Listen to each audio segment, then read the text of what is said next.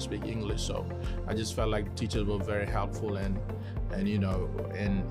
now I just want to pay it forward. I just want to help other kids just like how my teachers helped me to be where I'm at today. Being the first person to graduate in my family was very hard for me to kind of grasp everything that went to it. But my teachers were there from day one to help every single minute. And one of my teachers even drove me from school to the administration office to make sure that all my papers are in and everything is set so that I can start school the next Monday. So I felt like that was so poignant, how the teachers cared about the students, their success and things like that. So I just felt like, hey, this is what I want to be. This is what I want to do, just help kids like myself who need help. Because if it wasn't them, I would not be sitting where I'm at right now. The diversity. There are so many opportunities in Columbus that other small towns don't give you. We have a lot of resources here, but just the diversity of the families and the people that live here. For the early childhood educator who's considering a career in Columbus City Schools, do it. We will come rally around you, and you start somewhere, but that is not where you end up. We will grow with you, and you will be surprised at the amount of professional growth and personal growth that you will have working with our children in this district.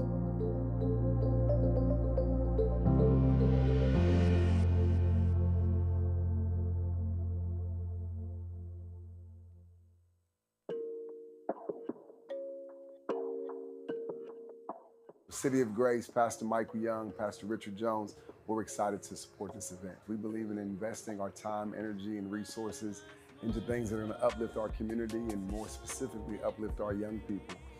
So we subscribe to the vision of the HBCU College Fair. It is exposure for these young people to higher education opportunities. First of all, my mother, she's an HBCU grad as well. She went to Alabama State University. She took me and my friends and my cousins along this HBCU tour. Without her, I wouldn't have had this experience. I seriously love my university. It's literally like such a family. As soon as I stepped on the campus, I was like, I need to go here. This is where I belong. I am the first ambassador representative to have not only been a student getting recruited to these HBCUs, but to now be a current HBCU student recruiting the students. I could have gotten full rides to OSU and all that good stuff, but I knew that my heart and I knew down deep inside that I deserved and I wanted and desired to be at a HBCU. I think it's pretty cool. They got a lot of nursing programs and like a lot of #1 programs at the HBCUs. I've been to Central State a couple times, and then I got accepted into Hampton. So I was thinking about going there. I love it at Hampton University. I love the family atmosphere.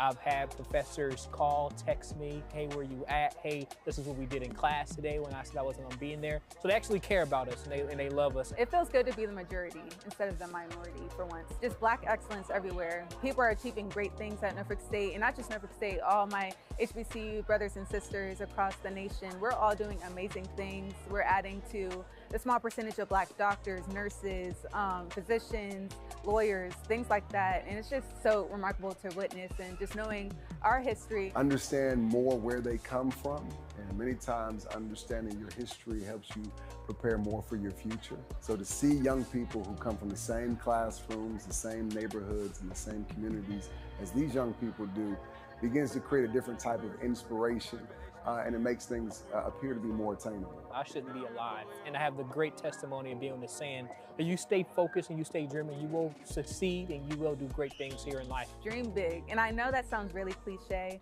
but the sky's the limit. You could do everything you're destined to do. Many times at predominantly white institutions, right, there's a certain part of our history that is not told or is left out. My father went to a HBCU. I'm a product, I was a football player, and I got a scholarship to play at the University of Akron. But my father is a product of Central State University, HBCU. Much of my family from the South went to Bethune-Cookman, Florida A&M, predominantly Black universities. And, you know, I've kind of been able to glean from them along the way. The real HU, okay? You're interested in medicine? Howard University produces Howard University, okay? You feel me? You're interested in medicine? Howard University produces the most Black doctors in America. Let's speak on it. You're interested in politics? We're right by the White House. Let's speak on it.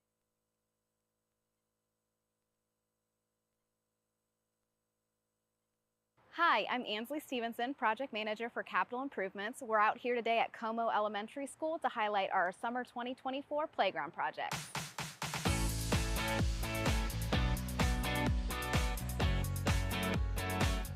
Here at Como Elementary, we've installed a brand new set that's rated for 2 to 5-year-olds. This will support our pre-K program that's existing at this building. Previously, we had no set that was rated for those kiddos. This is one of several sites we're doing upgrades at this summer. Some of these sites already had a set that was rated for 2 to 5-year-olds. We are just updating a set that was 20 or more years old. So when those kiddos come back, there's going to be a set that's especially designed for them. At our 2 to 5-year-old sets, we not only installed the large composite play set that has your classic bridges and slides that we know those 2 to 5-year-olds love, we also took the opportunity to add some sensory equipment. So not only did we add chimes, we have a xylophone and drums for those kiddos to enjoy a more sensory musical experience as well. We are looking at the set for 5 to 12-year-olds. We installed this set last summer when we started our playground replacement initiative. We're installing similar sets this summer at 6 sites. We'll continue this work for the foreseeable future with our permanent improvement funding in place. So if you haven't seen a set installed in your community, it's coming soon. When we installed this set, we really wanted to think about multiple types of play for that 5 to 12-year-old range. So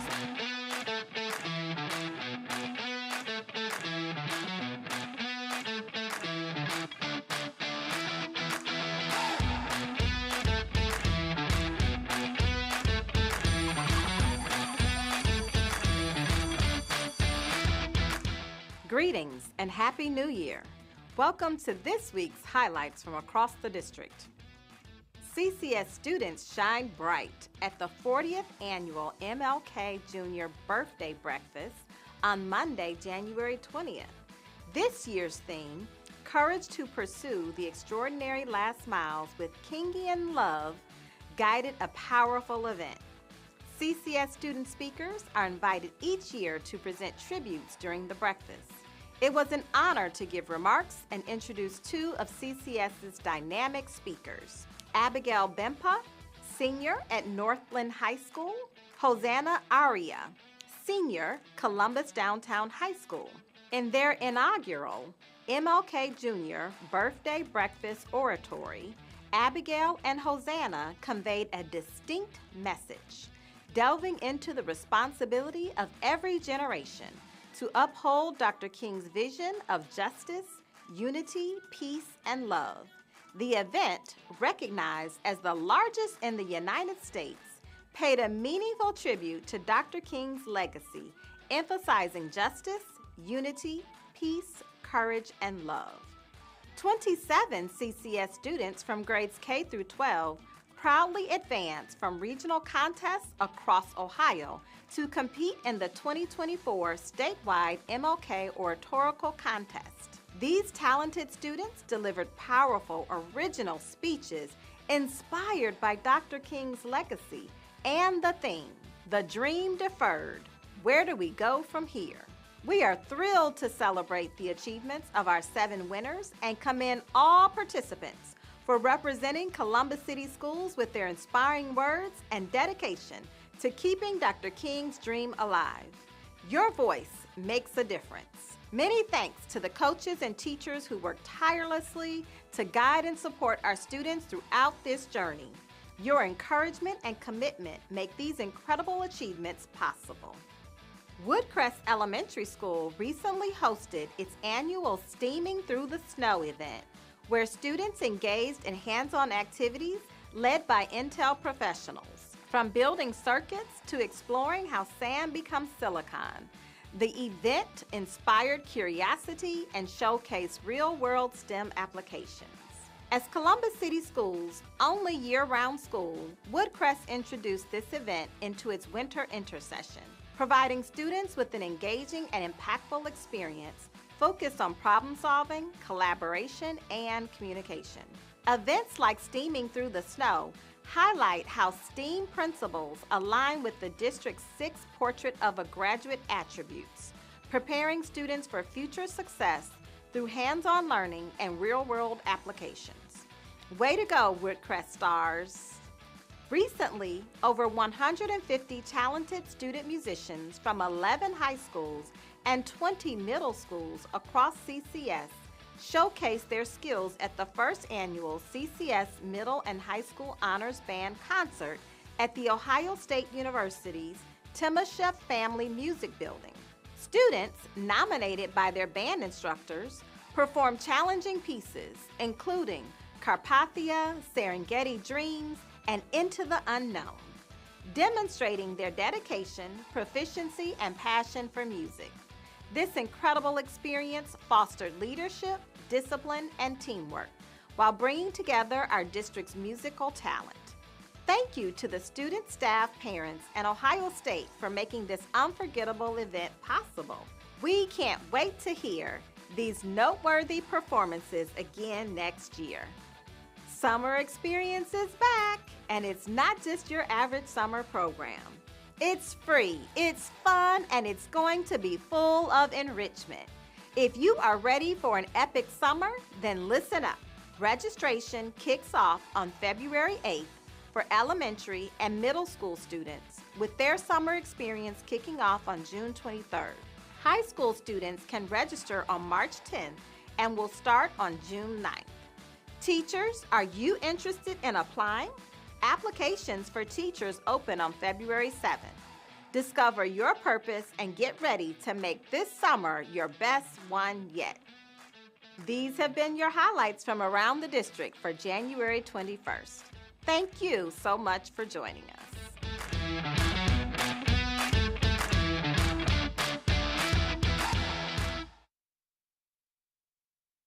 Good evening. If we can stand for the Pledge of Allegiance. To the flag of the United States of America and to the republic for which it stands, one nation, under God, indivisible, with liberty and justice for all. All right. Good evening, everyone. Today is January 21st, 2025. Welcome to our regular business meeting of the Columbus City School Board of Education. If we can call to order, please. Yes, Ms. Ingalls. Here. Ms. Reyes. Here. Mr. Simmons. Present. Ms. Vera. Here. President Cole. I am here. You have a quorum. Thank you, sir. Before we get started, I'd like to take just a couple points of privilege. The first is to acknowledge the passing of someone who was actually a friend and supporter and mentor to me, and also a former Buckeye. That is Mr. Ben Espy, Esquire. If we could just have a moment of silence for him, I'd greatly appreciate that.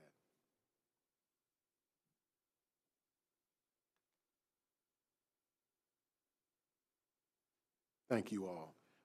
He was not just he was an incredible legislator, a fine man, a class act. He was a man that was a staunch advocate of young people. He's one of the guys who actually kicked off summer programs that gave young people employment. He did some amazing things for the city of Columbus and for the state of Ohio. His wife, Kathy Espy, who has also passed on, was also a staunch advocate of young people. And they were just, you know, a power couple that I just admired and looked up to. So I thank you all for giving that acknowledgement. In addition to that, I want to say congratulations to our Buckeyes, who are the national champs. I'm sorry, Mr. Internal Auditor, for your loss. But not that sorry. But thank you for that. Today we have a pretty active agenda. We're going to cover quite a number of things. We're going to cover board matters 4.1 through 4.4. A part of that will be our monitoring report, our interim monitoring report. So thank you for that, Madam Superintendent.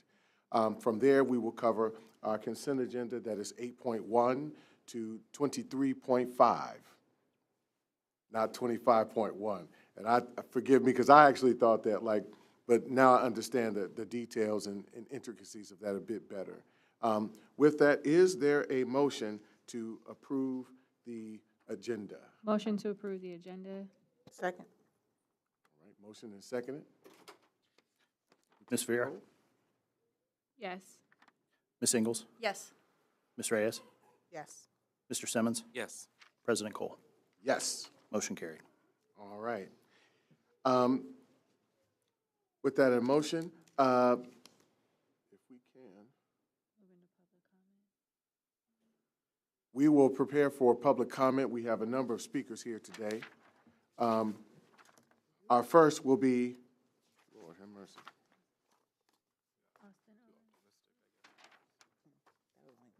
Our first will be Mr. Austin Owens. Mr. Owens, are you here? Okay. Our second will be Sinclair Robinson. Come on, welcome. Thank you for joining us. You may approach the podium. You have 3 minutes to provide comments to the board. Are you going to tell me when to begin? You may begin. Okay. Good evening, members of the board. Thank you for having me. Thank you for giving me an opportunity to speak tonight. I come before you as a concerned community member, a parent, and someone deeply invested in the success of our students in schools. I am particularly burdened by the current conditions at Marion Franklin High School. Recently, my husband accepted the role as head basketball coach at Marion Franklin, and this has given me the privilege of visiting several high schools in the district. What I have seen is deeply concerning: outdated buildings and unfulfilled promises when it comes to investing in our high schools. Our surroundings matter. The environments we create for our students and staff have a profound impact on their success. Teachers, administrators, aides, coaches, and volunteers all work tirelessly to ensure that students thrive, but they need proper tools and environments to truly succeed.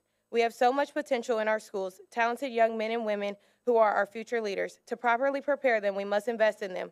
This means updated facilities with reliable heating and cooling systems, trustworthy, compassionate, uplifting educators who are supported in their roles, beautification projects that reflect the pride we have in our community, modern technology, and robust STEM programs, including math, science, engineering, and accounting classes, opportunities for hands-on learning through gardening and other innovative programs, better food options that promote health and well-being, enhanced athletic opportunities, including sports like golf and swimming, available at all schools. It's time to rethink and reapproach our funding and consider bold solutions, such as consolidating resources into fewer, larger, and better equipped high schools.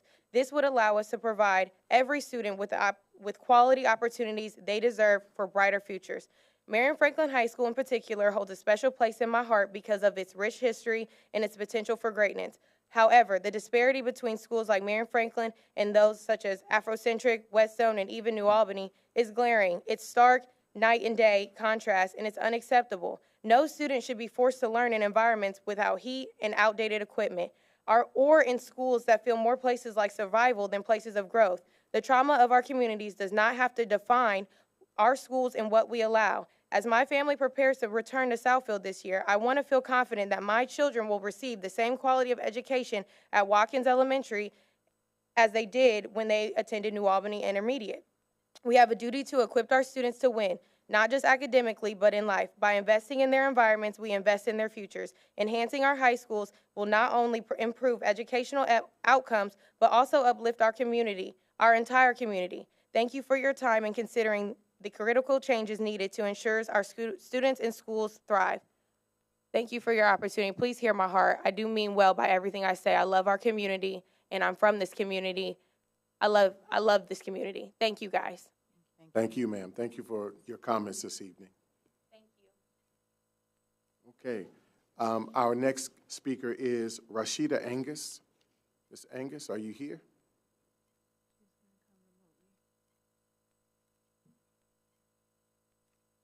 Is she joining us remotely? Okay, thank you. All right. Mr. Christopher Montero. Good evening, Mr. Montero. Thank you for joining us from Northland. Thank you, and thank you for taking the time to speak with me during office hours, Mr. Cole. I'm here as a teacher from Northland High School, once again because of the board's refusal to hire a community campus coordinator. We were chosen as the first community school in Columbus City Schools. This was an initiative you agreed to as part of the last CEA bargaining agreement. Of course, we had to fight and go on strike to convince you to try this model, but now Northland staff members are training on it to transform our school. While the contract only mentions planning and potential implementation, the reform panel approved this hire as part of a contract variance, effectively making it a binding agreement. Read up on Section 1503 of the contract if you need a refresher, but I will remind you that the reform panel includes your superintendent and other district executives acting, quote, with full authority as provided herein and without regard to the term of this agreement, end quote. In other words, the fact that it's a bargaining year does not preclude the reform panel from approving a variance that includes this hire. You can't tell me this is a financial decision. The decision was made unilaterally in an executive session devoted to bargaining strategy. So we don't know what was said there, but I'm sure you weren't using that time to fret over Northland's staff budget. And even if it was financial, you could have called or emailed the principal of Northland. He would have told you about his support for community schools and his desire to make our budget work for a coordinator. We also could have told you about a study from New Mexico showing a return on investment of 711% for each dollar spent on a coordinator, not including intangibles like improved relationships and improved student outcomes, but those are happening too. But we never got to have that conversation. We only got rumors through a convoluted game of telephone, and we only got answers when we approached district administration in a reform panel meeting. And they had to very awkwardly acknowledge your unilateral decision, despite them approving the hire twice. So the truth is, right now you're the only thing stopping us from launching as a community school next year. Any conversation about contract language obscures the fact that you have the autonomy to join us in building our community instead of playing these games. You talked a big game about community during the school closure campaign. Wanted to fight the charters, fight private school vouchers, and win families back to our district. This is your invitation. Don't miss it just because it's sponsored by the union. If you want to join us, it's not too late. Amend your agenda tonight and put this position to a vote. We want to see on public record who among you would prefer to play political games than see some community growth. We're going to remember that in November. But if you approve it, we can keep working on revitalizing the Northland community and making our school the best in Central Ohio. Thank you very much. Thank you, Mr. Montero. All right, there aren't any more speakers to come, so we'll move on to Board Matters. And in Board Matters, we will begin with our interim monitoring report.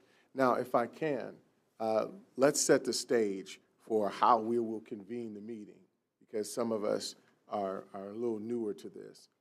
How this will work is in your binders, you have this green sheet, this green guiding sheet.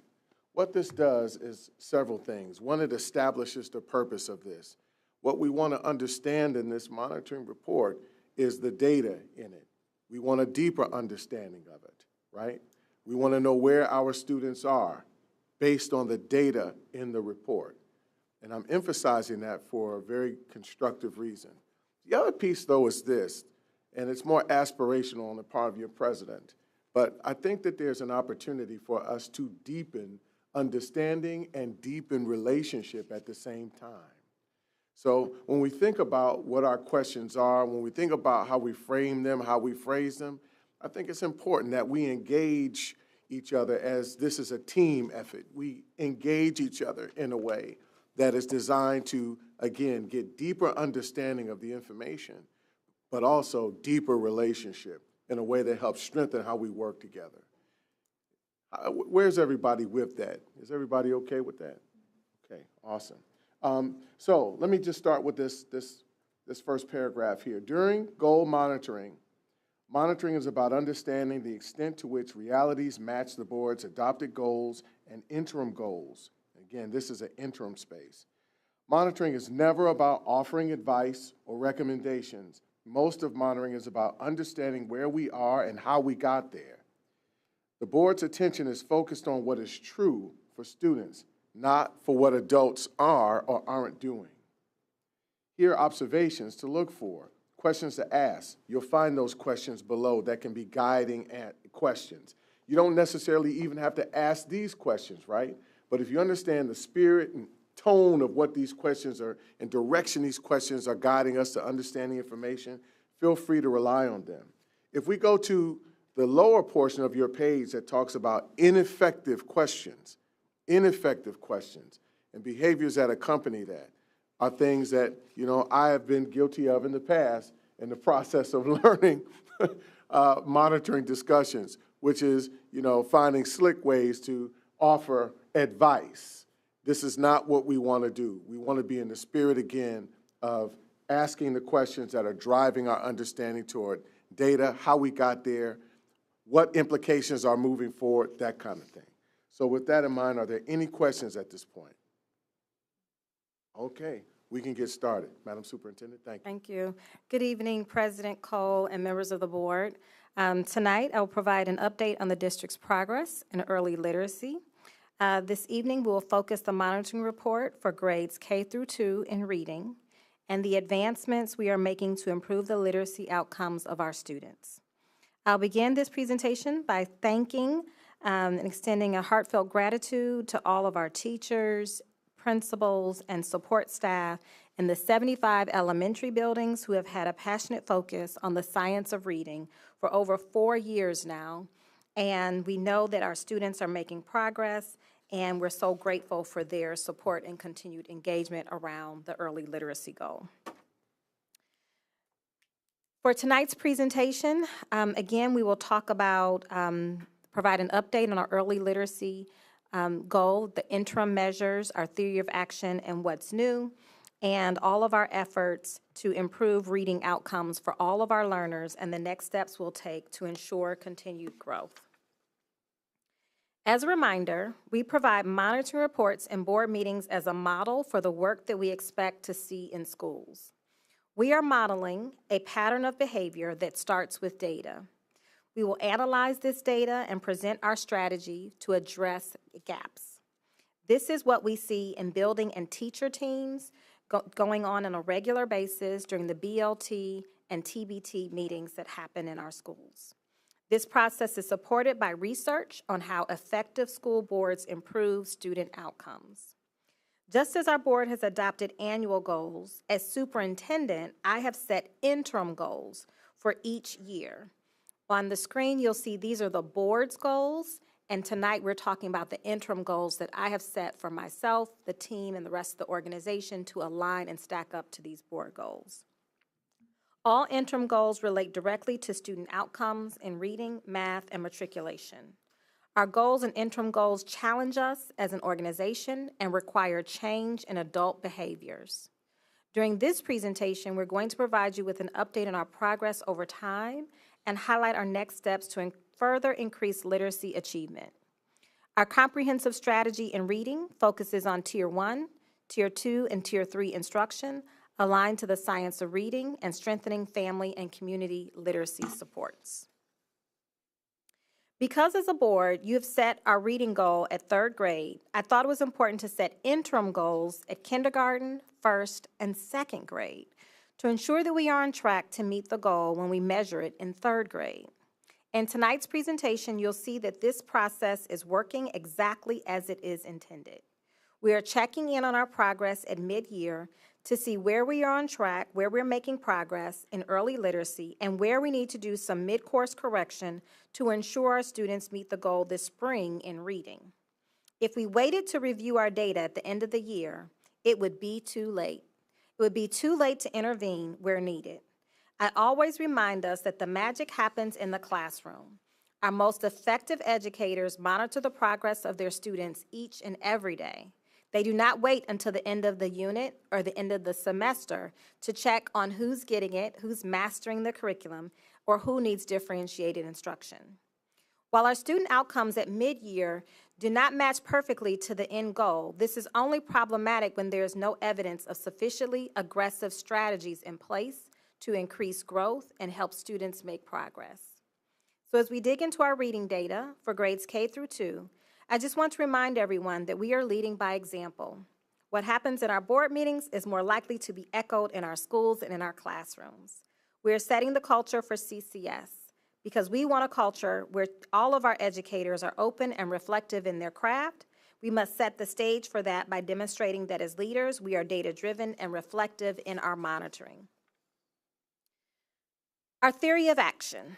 Our theory of action for this work states that if we implement evidence-based instruction with fidelity, focus on the essential components of the science of reading, there will be increases in student learning reflected in both improved growth as well as achievement by the end of third grade.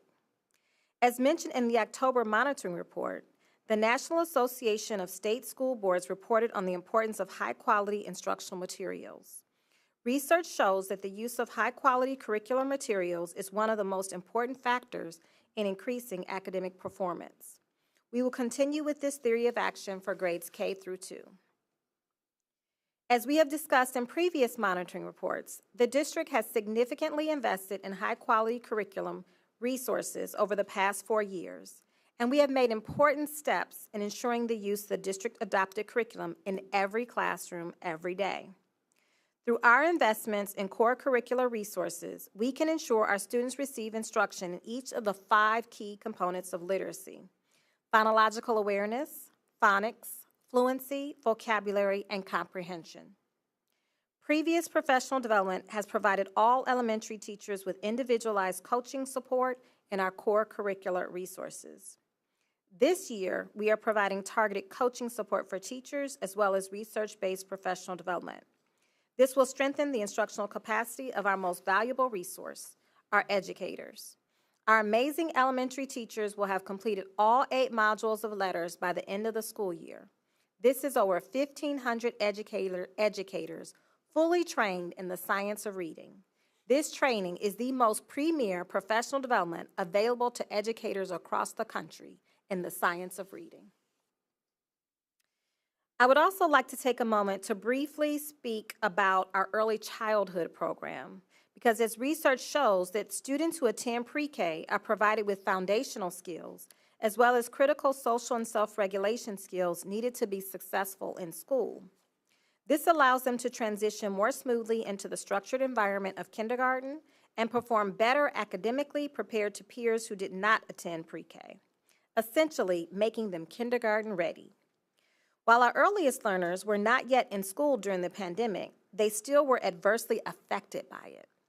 The National Library of Medicine published findings in June of 2023, which addressed developmental delays in fine motor skills, problem solving, and personal and social domains.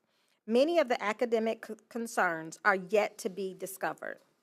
In order to mitigate these concerns, we need to reach our youngest learners earlier. In essence, there is a demanding need for universal pre-K programming in our schools and in our community. Our Stellar Pre-K program serves approximately 2,000 students in our 130 classrooms at 65 district sites. Due to the levy promise in 2023, we were able to add an additional 6 classrooms this year. It is imperative that we continue to advocate for our families and further the efforts in increasing access for our earliest learners. Now we'll turn it over to Dr. Brown, who will share our early literacy data, and then I will follow up to provide additional context on where we go from here. Good evening. Good evening. I'd like to just make an overarching comment for each of these reports. They're all organized the same way. Should be familiar to the board and the community at this point, the line charts and the breakdown by demographic and service groups afterwards. Across these groups as a whole, you're going to see that we were near our target in each group, but we didn't quite reach it. So starting with kindergarten, you'll see that kindergarten continues to show year-to-year improvement, building upon the trajectory that we have been building on over time, with a 0.4 percentage point increase in performance from the prior year. This exceeds our pre-pandemic performance by 3.2 percentage points and demonstrates, again, continuous improvement over prior years.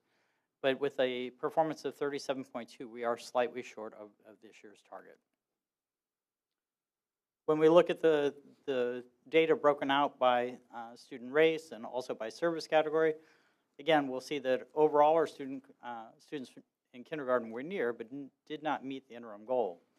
Gains were observed particularly by our Asian and Black students. Homeless students and students who receive special education services also showed improvements. When we go on to first grade, again, the organization is very similar. In first grade, there was a slight 0.2 percentage point decline from the previous year. This performance remains near pre-pandemic performance for the grade as a whole, and again, is relatively high compared to past performance. When we look at the breakdown, again, by race and service category, again, overall, first grade students were near but did not meet the goal. And the results within each race and or service groups were mixed, with some increasing and some decreasing, without a overall discernible pattern here.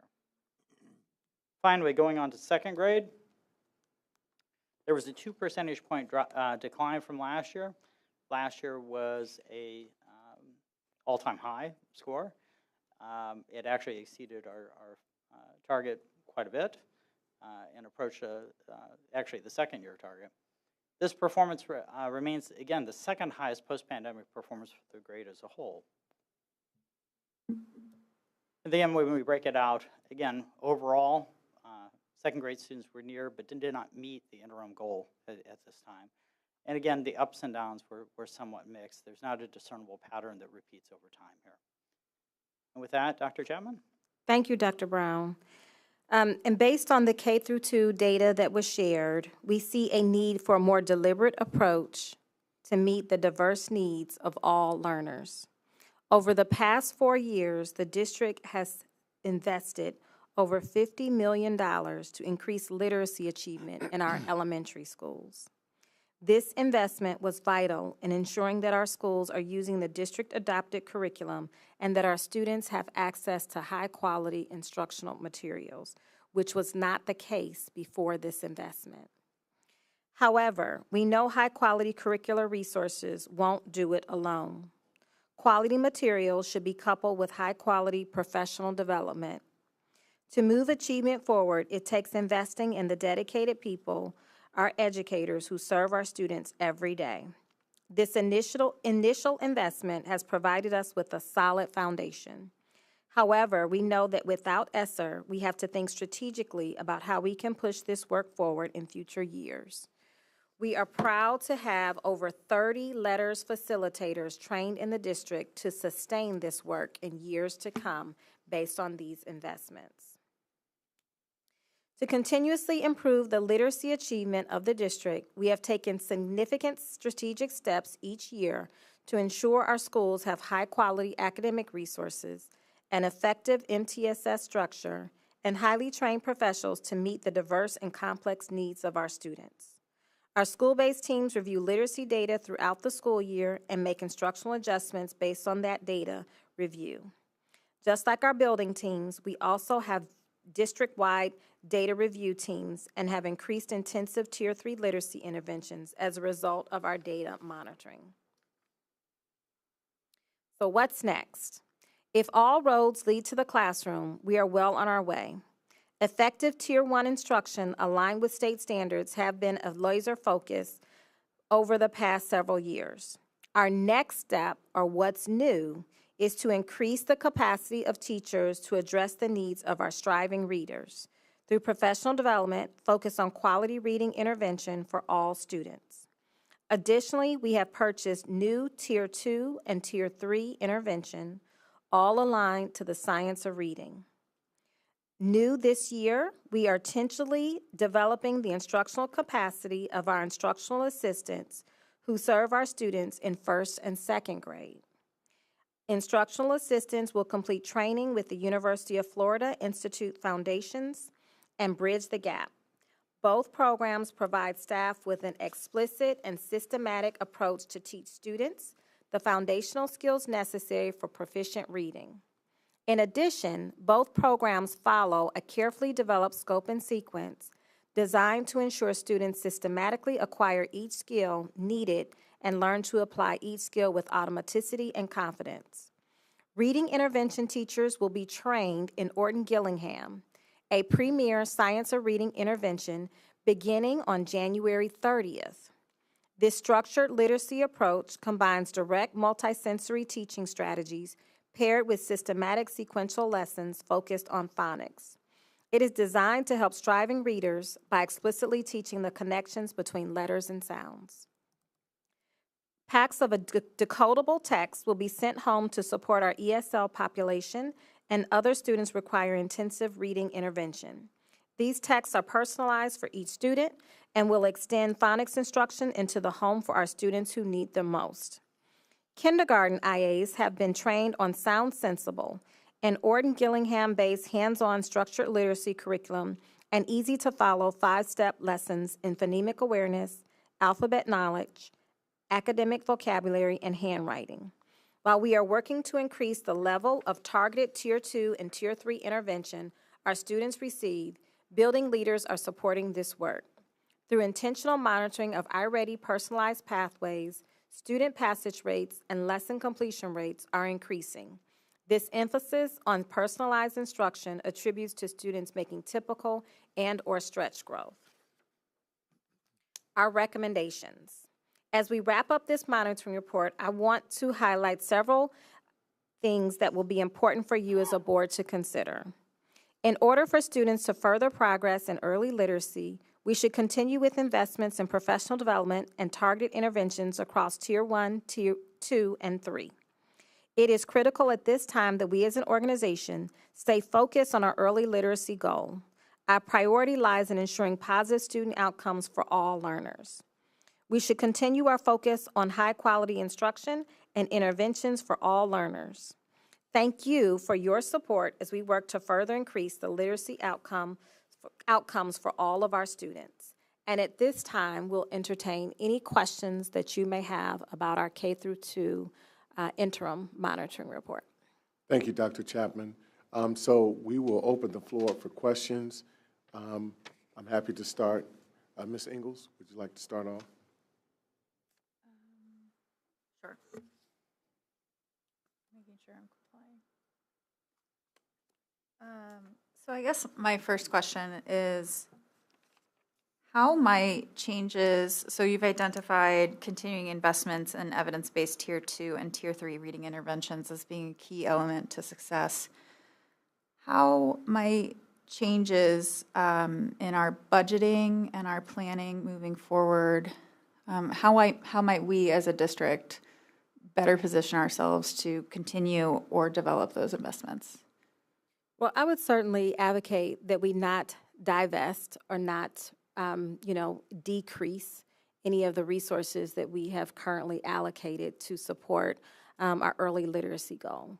Over the years, we've made significant investments in professional development for all of our elementary staff to ensure that they have the resources and the highest quality of training and resources.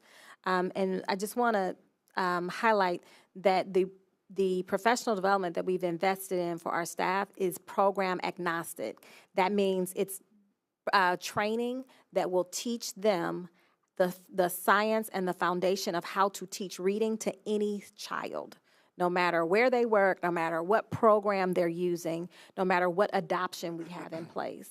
So they're truly learning the science of reading, how the brain processes letters and sounds, and so it's been a significant investment to make sure that we're building up the capacity of our staff. So when we think about our previous investments, we have made a significant investment in our staff, the capacity of our staff, and making sure that we have the resources for quality Tier 1 instruction. And again, that is a shift from where we have been in the past. And now we are building on that Tier 1 instruction, and we're making sure that we have the resources to support high-quality Tier 2 instruction. That means if a student needs intervention, and Tier 3 instruction if a student needs even more supports. And so we couldn't do all of that in year one, right? We had to start with making sure that all of our students have access to high-quality resources, high-quality instruction in the classroom, and now it's cumulative effect, and now we're building on those resources.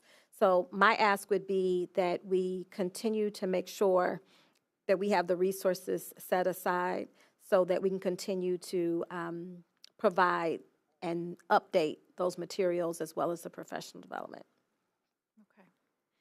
And then my second question is a similar vein. So pre-K has been evident to be an indicator of success.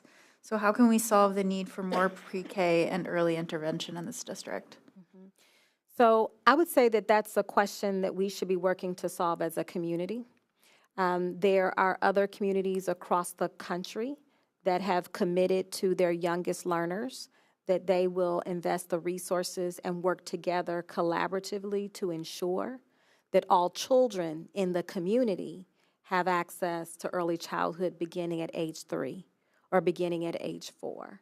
And so that would be a push to think about how we advocate at the state level for resources, how we advocate in our community across sister government entities, to say, how can we work together to, again, promise all of our young scholars that they'll have access to universal programming. Okay. And what conversations or strategies have we employed that have been successful in either developing the beginning stages of those conversations or in setting forth a platform to move forward? So we have been engaging in conversations, certainly at the state level. I would say that every time we have a conversation about the needs of the district, the needs of our students, the needs in our community, whether we're talking about the academic needs or financial needs, we're always highlighting the need for universal pre-K. This is a need that will not go away until all of our students have access to universal early childhood in the community. As we know, and we want to continue to share the data for students who attend our pre-K programs, all of our pre-K classrooms are highly rated. And so not only do they have access, but they have access to high quality instruction, which is what our students need. So that makes them even more prepared for kindergarten. And we look at the data in kindergarten, that means we don't have to play catch up in 1 year. We have more time to do that early intervention as 4-year-olds. And so, again, continuing to have conversations in the community. We've been, the city gives us funding for pre-K. We are braiding those funds. We want to continue to advocate for extending opportunities and really adding more capacity, adding more seats. And we work with Head Start in our community and work with them as partners to provide space so that they can also offer more seats to students. And so we're always thinking, advocating, and asking the question, how can we expand access to our youngest learners in our community? Thank you, Board Member Ingalls. Now, just again, as a quick reminder, because I want to make sure that we focus on the data at hand so that we get a deeper understanding of where our students are, how they got there. So your questions are good questions, make no mistake about that. But what we want to do is make sure we avoid some of the things that I think are further reaching than what your data is actually discussing. So we kind of want to stay in that space if we can, all right? But thank you for your questions, Board Member Ingalls. Yes. All right. Thank you, Dr. Chapman and team. I want to kind of circle back to the root cause, and I appreciate you providing just some strategies as to what's to come. I guess I'm interested in what steps are being taken to gather information and identify the factors that are actually contributing to the decline. That's what I would like just some additional clarity around. Like, what are we actually doing to identify what the key factors are in the decline that we're seeing right now? Dr. Brown, you want to start? And Sure. So obviously when we get data like this, we start to dig into it and look at what's within it. One of the challenges is that obviously our student population changes somewhat. We have a lot of in and out. So part of it is looking at the stability of the student population, who has been there. Another area that we've been looking at is tied to classroom observation in terms of instruction. Because as we're implementing these new instructional materials over time, we want to make sure there's fidelity of implementation. This again, isn't meant to be a gotcha for teachers in any way, shape, or form, but how do we provide support to make sure that instructional materials are implemented with fidelity? This is another area where we're beginning to lean in to look. Because one would expect is if things are implemented with greater fidelity, then you're going to see greater academic outcomes. And then finally, and I think Dr. Chapman touched on this a couple of times along the way, much of this work has been oriented towards Tier 1 instruction. And yet we know that we have growing populations who have additional needs, a growing second language population, a growing special ed population both of which require additional needs, have additional needs and require more Tier 2 and Tier 3. And that's the natural next step of this work as we lean in. So again, as we think about this and we try to dig in, when we first get data like this, then it starts to raise some additional questions, and we start to gather additional information to begin to inform a path forward. And Board Member Vera, I'll just add to that, if I put on my teacher hat just for a second, as a classroom teacher, the classroom teachers implement diagnostic assessments. So that means they're assessing their students on these same kindergarten skills, and they're looking at the data, and those reports tell them specifically which students need reinforcement or intervention in each area. Maybe it's alphabetic principle, maybe it's phonemic awareness, maybe it's phonics. And so they're getting data in real time that says this is what each student needs. I call that a literacy address. And so the teacher knows for each student in their classroom what their literacy address is, where they need to go to provide them with the intervention that they need so that they can be more successful. Dr. Brown highlighted this for us, but I just want to name that, you know, knowing what the skills that the students need is one piece, but we also need to identify the supports that the students need as well. So for example, as we're recognizing that our student population continues to change, continues to be even more diverse than before, that means that some of our students need more supports, right? Because we can have all the diagnostic assessments that we can imagine, right? And it'll tell us that these are all the skills that our students need to master, but we also know that some of our students need more time. Perhaps they're learning English for the first time. You know, the research says or suggests that students need at least up to 5 years in immersive experiences to really master the language. Well, the data, we're tracking it each year. That doesn't give us 5 years for them to master the language. So they're learning English and learning these skills at the same time, so it requires more supports. Thank you. Thank you, Dr. Chapman. As you talked about, and team, sorry, the last slide when you were making recommendations, what evidence suggests that the suggestions or interventions are going to work? Thank you, Board Member Reyes. When we think about our early literacy goal, this is the one goal where there is a huge body of research around what works.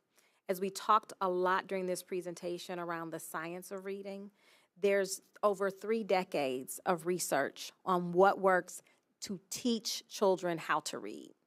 And so this is an area that we feel very confident in making sure that we're looking at the research, evidence-based practices to make sure we're making sure that all of those resources are accessible to our students. And that was, again, that's a huge shift for us as a district, because prior to us making these investments, we had lots of variety and just various strategies that were implemented, and they weren't always research-based strategies. So we're in a good place now that we can say that all of our students have access to high-quality resources regardless of what school they attend, regardless of what grade level they're in. All of our students have access to that, and for Tier 1 instruction, and now we're doing the same thing for Tier 2 instruction. So if you're a student that needs intervention and you're in first grade, we want to make sure that you have the evidence-based research strategies and resources for that Tier 2 intervention, instead of individuals creating, grabbing, hunting for, searching for resources to provide that intervention. We're going to make sure that those evidence-based research practices and strategies are already in place. Thank you. So, Dr. Chapman, Dr. Brown, when you present the data, it looks like we're doing, our kindergartens are doing really well with some decrease. Then our first graders start decreasing. And then if you look at our second graders, all subsegments of our population all segments of our population are decreasing. Did we learn anything from looking and tracking that type of data? I would certainly offer, I know that Dr. Brown can go into this a little bit deeper, but when we look at the data and it's hard to compare kindergarten to first grade and first grade to second grade because as the grade levels go up, the demand and the rigor of the content and what's expected of them also increases. And so when you're starting in kindergarten, you're identifying letters of the alphabet, you're identifying sounds, and they're not starting to have to, the students, that demand on them to put it all together, that level of rigor isn't there beginning in kindergarten. So we're asking them to do more, and the fact that our students are maintaining that data or that achievement shows that they are getting stronger, right? Because we're measuring achievement as well as growth.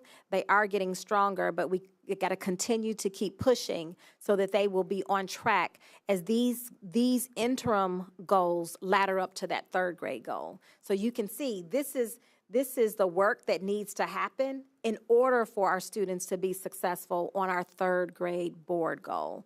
And so there's certainly more work to be done. This is not a celebration lap. Certainly we're grateful for the investments that we have had the opportunity to make in making sure we have the resources in place.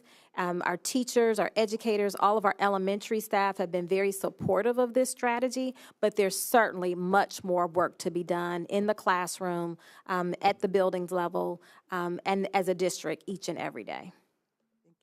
I know that sometimes we look at, which students may not be included in the data, and Dr. Brown, you mentioned, and this is something that's been recurring in our district for a very long time, that we have very mobile students.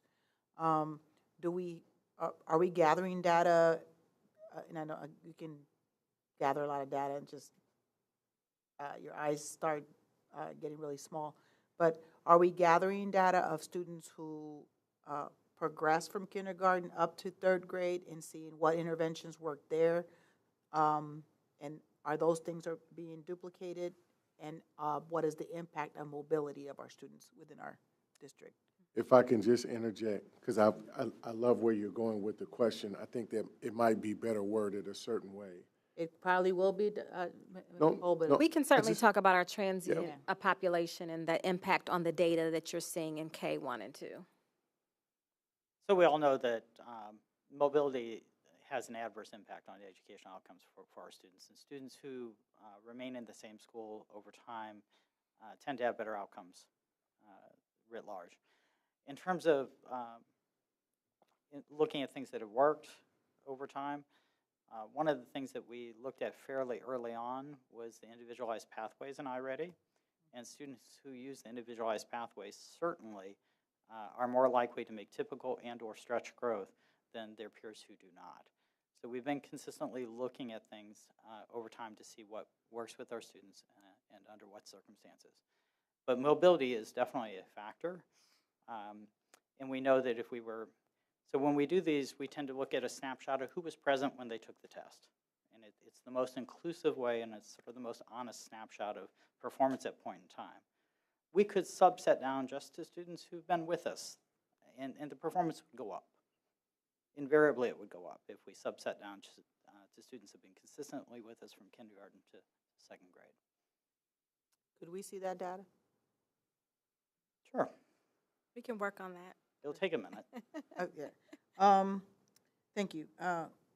What are any limitations for our students to learn? We just went through COVID. We eventually got more computers, IT. What are those limitations that are preventing our kids from learning? I would certainly offer that, again,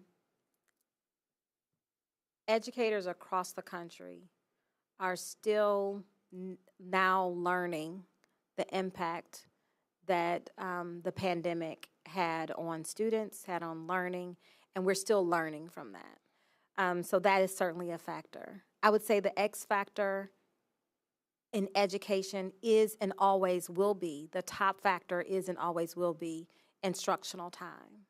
How much time students have on task. that's in the classroom, the number of instructional days that we have, the number of days that students are absent or chronically absent if they're missing days of instruction. So all of those are factors that are compounded each year when we look at kindergarten, first grade, and second grade. And as we've presented in other reports, we certainly see that, when students are chronically absent, they are off track on all metrics, not just academic metrics, but they're off track in social emotional learning. They're off track in all areas. Name the metric, right? And so I would say that instructional time will always be the X factor. And then certainly we're still learning as a nation, probably, and will continue to learn the impact that the pandemic has had on education. Thank you, Dr. Shahid. But these are children that weren't in the pandemic. Absolutely. And so as a part of this work, this report, as we were preparing for this report, and we've shared this in other conversations when we're looking at our data, we are finding that students now, as students are enrolling, we have more students now that are being diagnosed with special ed needs. And we believe, even the medical association profession believes that is an impact post-COVID, right? So we don't identify students with special needs. That's from the medical profession. And they're seeing an increase because of language delays. We have a higher percentage or higher number of students than ever before that are being diagnosed with autism in the early grades, K1 and 2. And we have that data. We've shared that in previous board committee meetings where we're looking at our data and seeing a significant increase in the number of students in early grades that have identified with a special learning disability. And so some of those are trends and patterns that not only are we seeing here in Columbus, but in districts across the country. And do we have teachers to address that? Do we have teachers to address what? To address the increase in students with more autism, et cetera, et cetera? I would say that would be a need. I'm naming that as a gap. I'm naming that as a need, not just here in our district. Everyone is experiencing this shift. I know that the Department of Education is looking at this, and they are waiving some of the requirements for teaching of reading because we've made all of these investments in the science of reading. They're saying that in order to meet those requirements for if a student has an IEP and they need minutes for specialized instruction for reading, that any teacher that has been trained in the science reading can provide those minutes because there isn't like a huge bench or deep bench of additional special ed teachers to fulfill those needs. And so this will continue to be an ongoing conversation that we'll be having within the district, as with other districts and professional networks, to think about how we work to address these challenges. Two more questions, Mr. President. So talked about limitations. What are some of the strengths that we're seeing of our students as they progress through? I would say number one is resiliency. Our students are very, very resilient. They're coming to school with the right attitudes, the right mindset, a growth mindset, ready to learn. They're excited when they have the opportunity to master their skills in reading. And if you've ever been in the elementary classroom and see the light bulb go off when a student is able to decode and read fluently, the confidence that gives them to be able to decode and read fluently, it's amazing. It just sets their whole world on fire and opens a whole new world for them because now they can read fluently and begin to comprehend and understand the world around them through literature. So I think that our students are very resilient. Our teachers are dedicated. They accept and embrace these challenges that we've discussed with open arms, and they're leaning in, like they're fully engaged in helping us think creatively as well as think outside of the box in terms of how we support and provide the supports our students need. Thank you. And then my last question, in slide 14, you we mentioned family community literacy supports. Several years ago, we had Saturday reading, and we've had other. Is this Where are a we investing? Okay.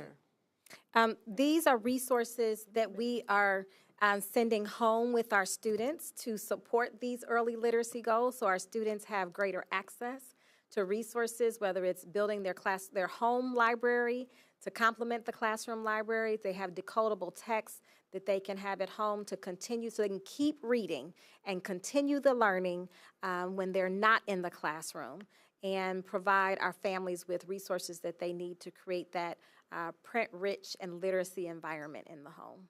So this is for students that are in the district already? Yes, our students K through 2. Are we investing in community members coming in and helping, or community? Well, we have several partnerships with other organizations. So like the United Way has a program called Reading by Third Grade. And so they have partnered, as a partner, they come into our schools and provide support. We have many of our schools have programming, after school programming. They're working with a partner that comes into the school to support with these early literacy goals. Absolutely. Thank you. Thank you, Board Member Reyes. Mr. Simmons.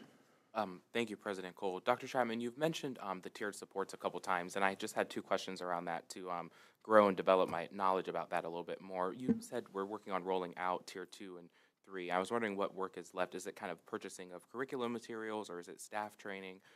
If you could just speak to that a little bit, please. Yes, all of the above. So Board Member Simmons, you'll recall that school visit that we went on to visit early literacy classrooms. And in the classrooms, you'll see that there are Tier 1 resources for teachers to use for daily instruction. And so the Tier 2 resources is making sure that we're providing the actual resources, we're providing the professional development and the support to the classroom teachers, the instructional assistants, all of the staff that will be working with students to provide that next level of support. Even if there's partner agencies that are working with our students, we'll be working to connect the dots, align our resources to make sure that we're on the same page and providing those supports to our students. Thank you. That you actually answered both of my questions altogether, so that's great. And I will just say I really enjoyed that visit. I think it was about a year ago where we went and was able to get to see the instruction. So I'd love to go on an additional one of those visits sometime. Thank you.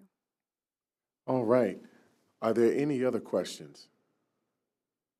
Mine is just simply because I love what you've alluded to earlier on, some things that you're learning, particularly about the growth spaces and gaps. Focusing on the homeless population and the SPED population of students, is there anything else that you're uncovering or learning about the academic gaps in those spaces?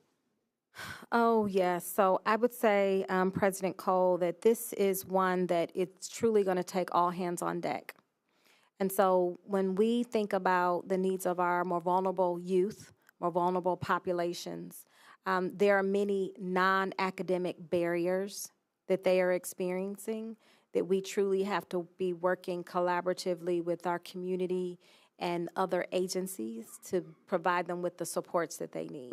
You think about Maslow's hierarchy of needs, one of those basic needs is shelter, right? And so when students don't have shelter, these goals aren't the most pressing issues that they have. When we think about students who don't have shelter, then there's also food insecurity.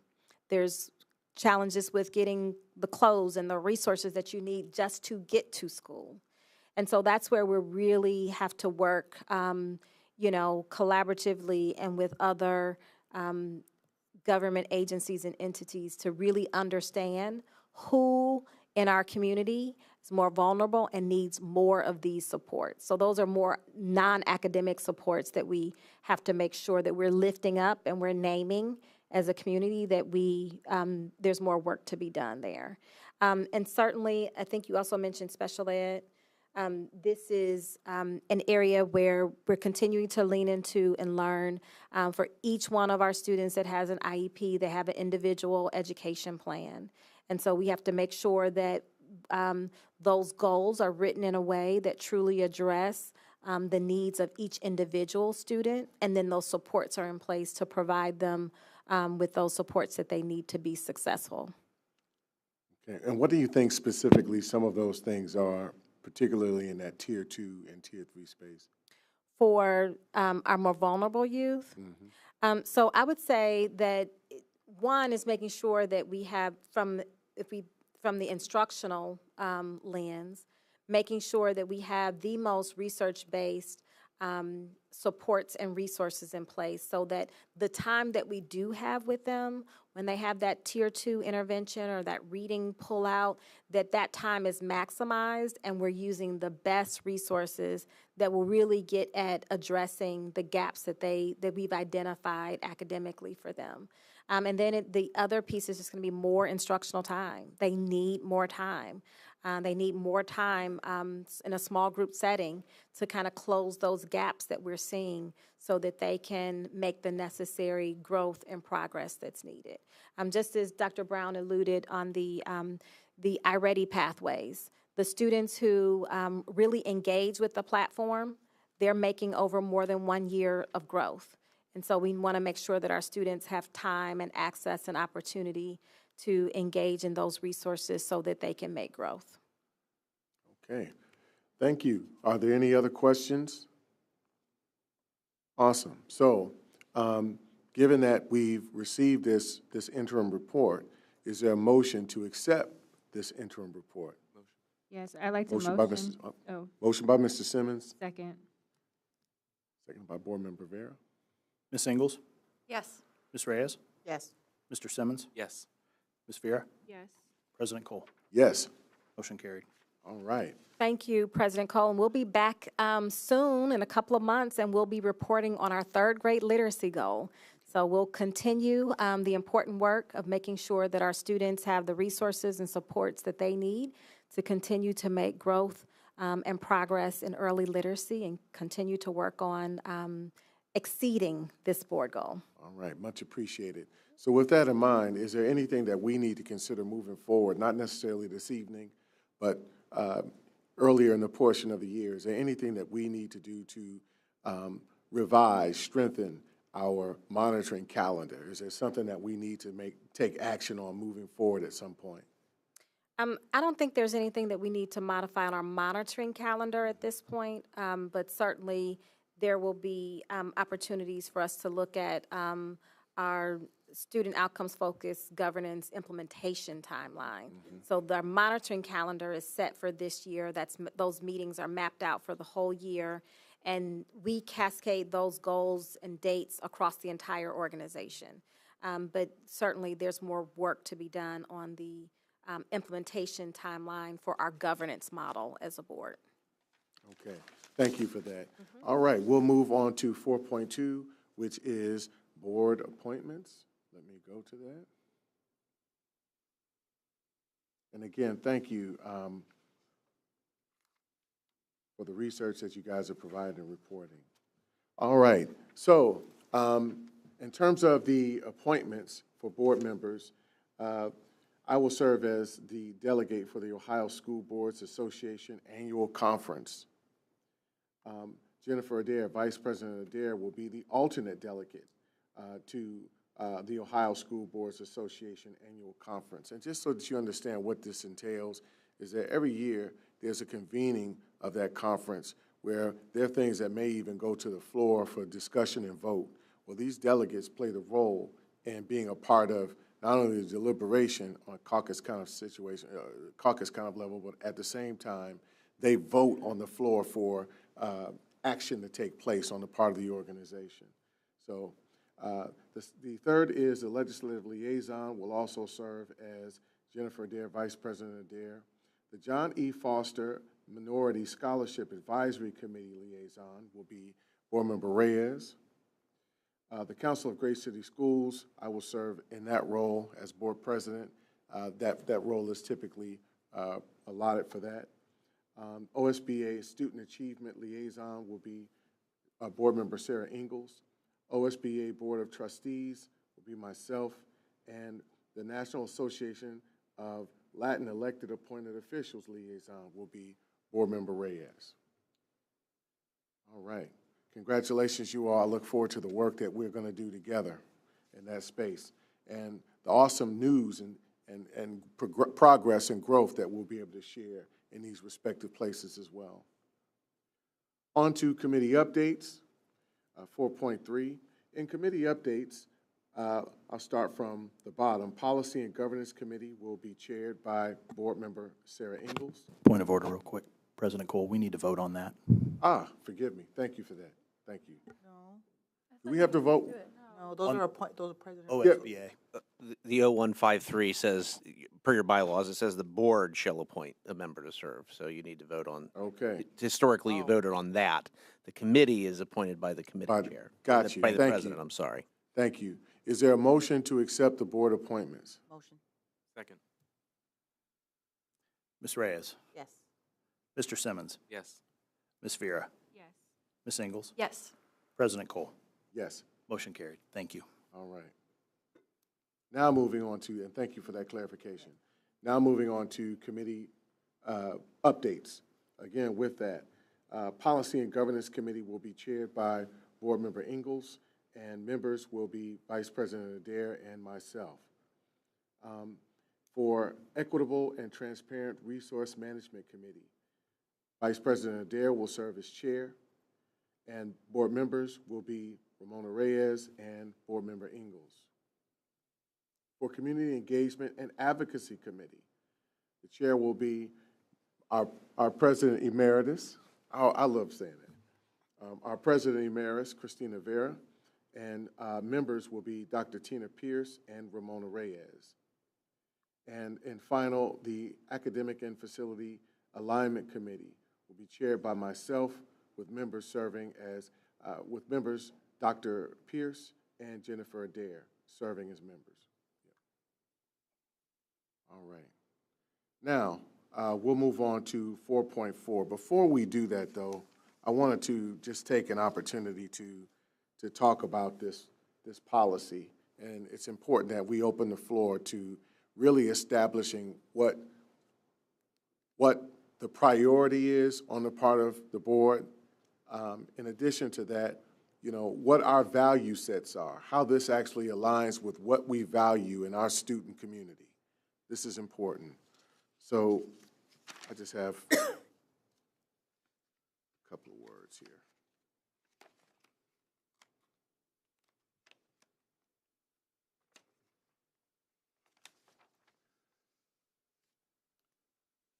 As a first read, Board Policy 5517.02 is being revised to comply with the State of Ohio's Protect All Student Act, or as we commonly have referred to as Bathroom Bill. Required to go into effect by February 25, 2025, the law's provisions restrict the public use of restrooms, locker rooms, changing rooms, and shower rooms by individuals identifying as transgender. The law mandates that schools designate each multi-occupancy facility for the exclusive use of either male or female students based on their birth or biological sex. The Columbus City School Board of Education values gender identities, gender variations, and gender expressions of all students within our learning community.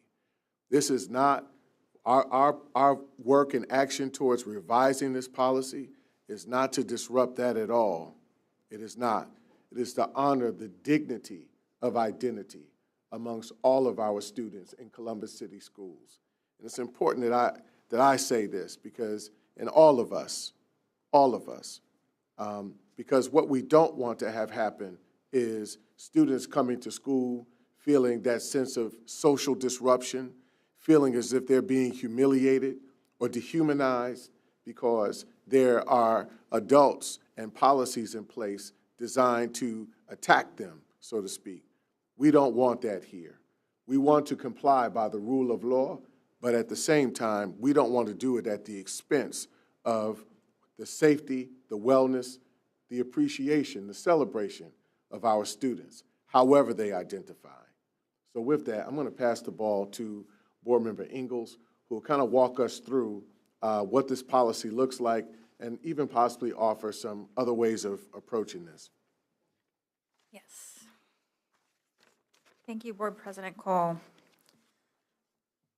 So as Board President Cole noted, there has been a recent law change that prescribes certain provisions that would potentially implicate our policy and require us to look at a change.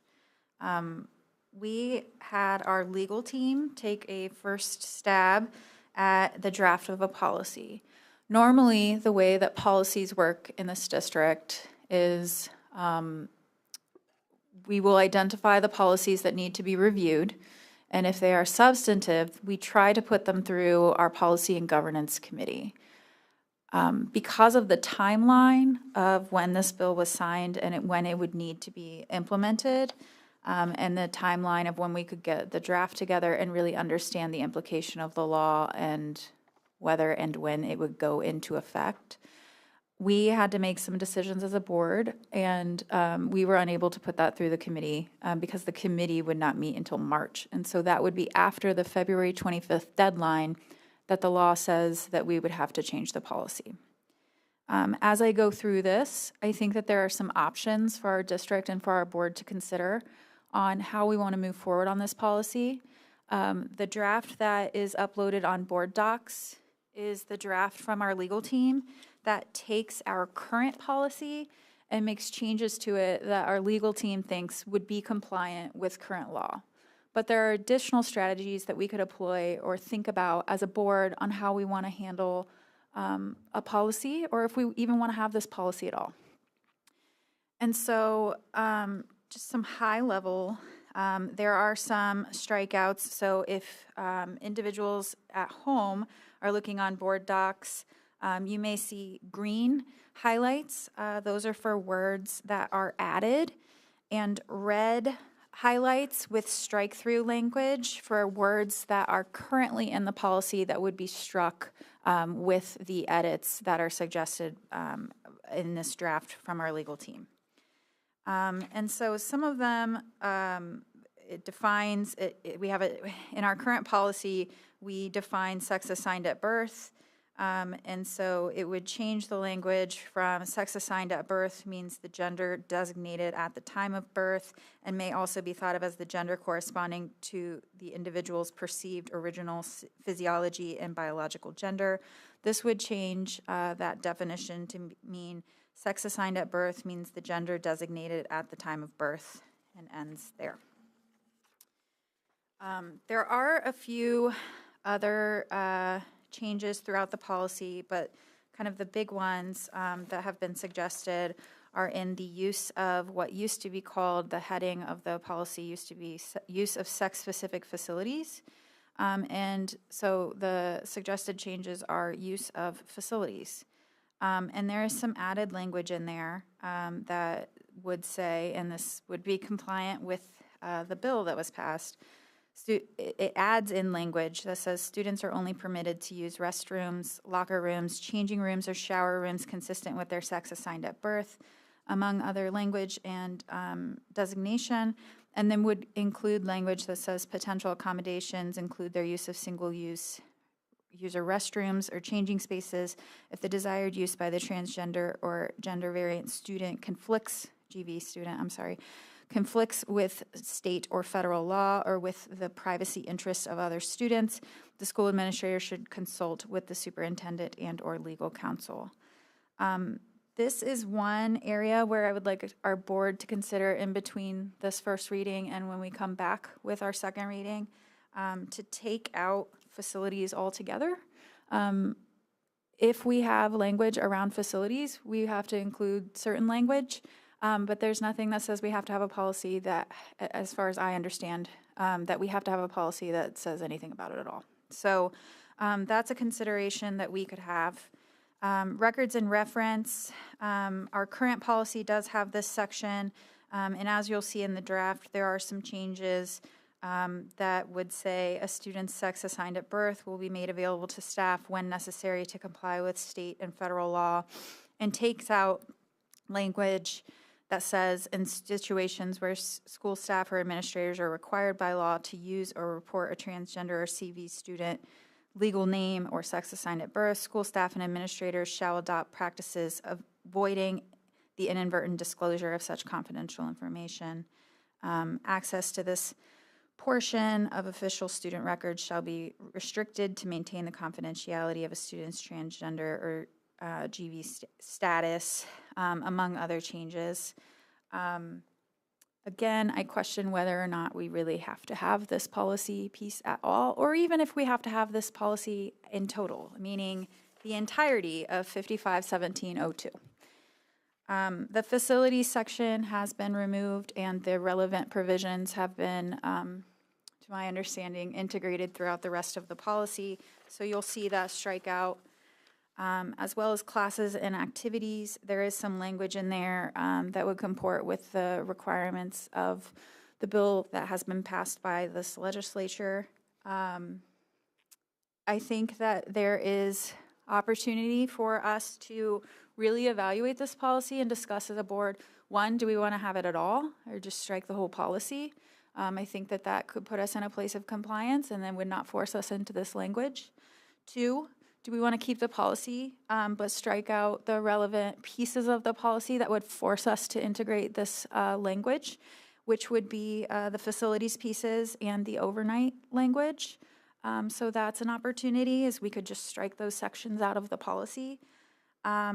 And then I also want to call out that we not only have a state government that puts down regulations and rules, which we may or may not politically agree with, and I certainly don't, but we have a federal government who is putting out executive orders, and one which was issued yesterday. So our legal team is working to understand what those orders require, if they require anything of this board. At this point, I don't have any reason to believe that they would require us to change any path of the suggested path, but I would suggest that this board really think about, between now and our second reading, whether we want to have this policy at all. And I would even suggest, if we don't have to have it, let's not have it. And we can treat our teachers and our staff and our students and our families with the respect and dignity that they all deserve, and that we all know that our staff are going to provide each and every day. And so I would challenge us to think very clearly and to think critically between now and the second reading.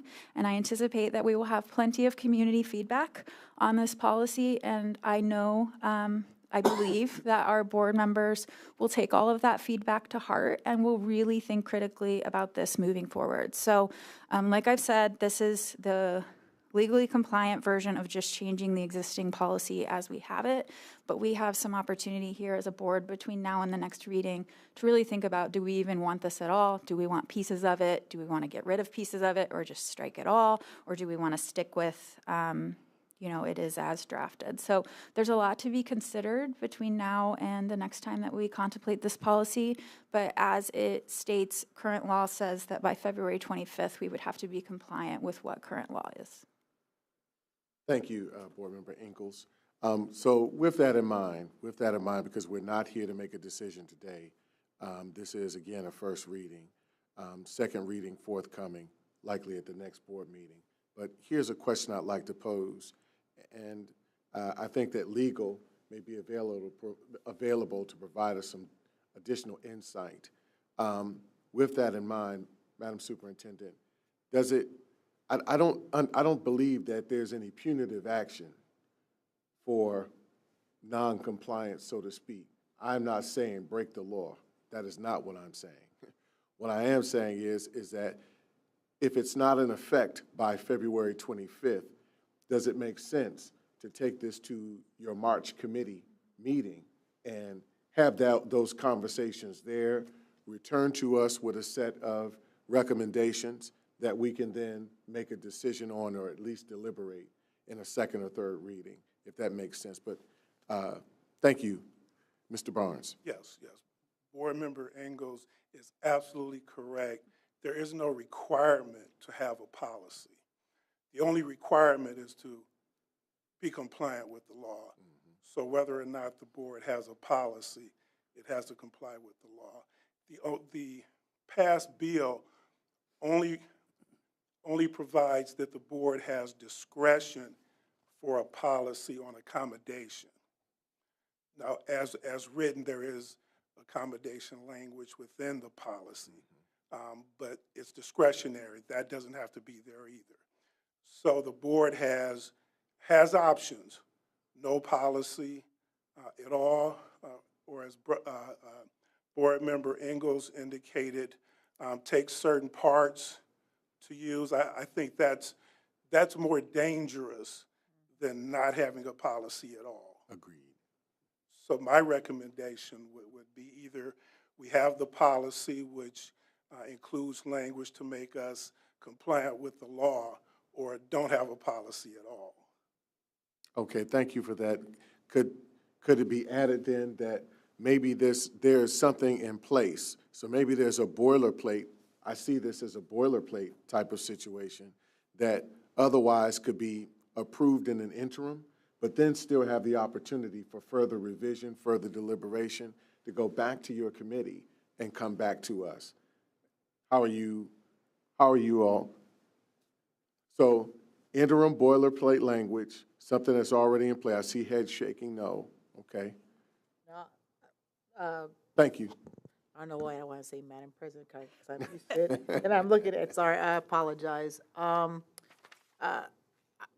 I would rather, if that's the case, that the policy does not exist until, as Board Member Ingalls stated, and as many of us board members who have been members of this community, I think it's going to need further discussion, not just at a board committee, but as a community.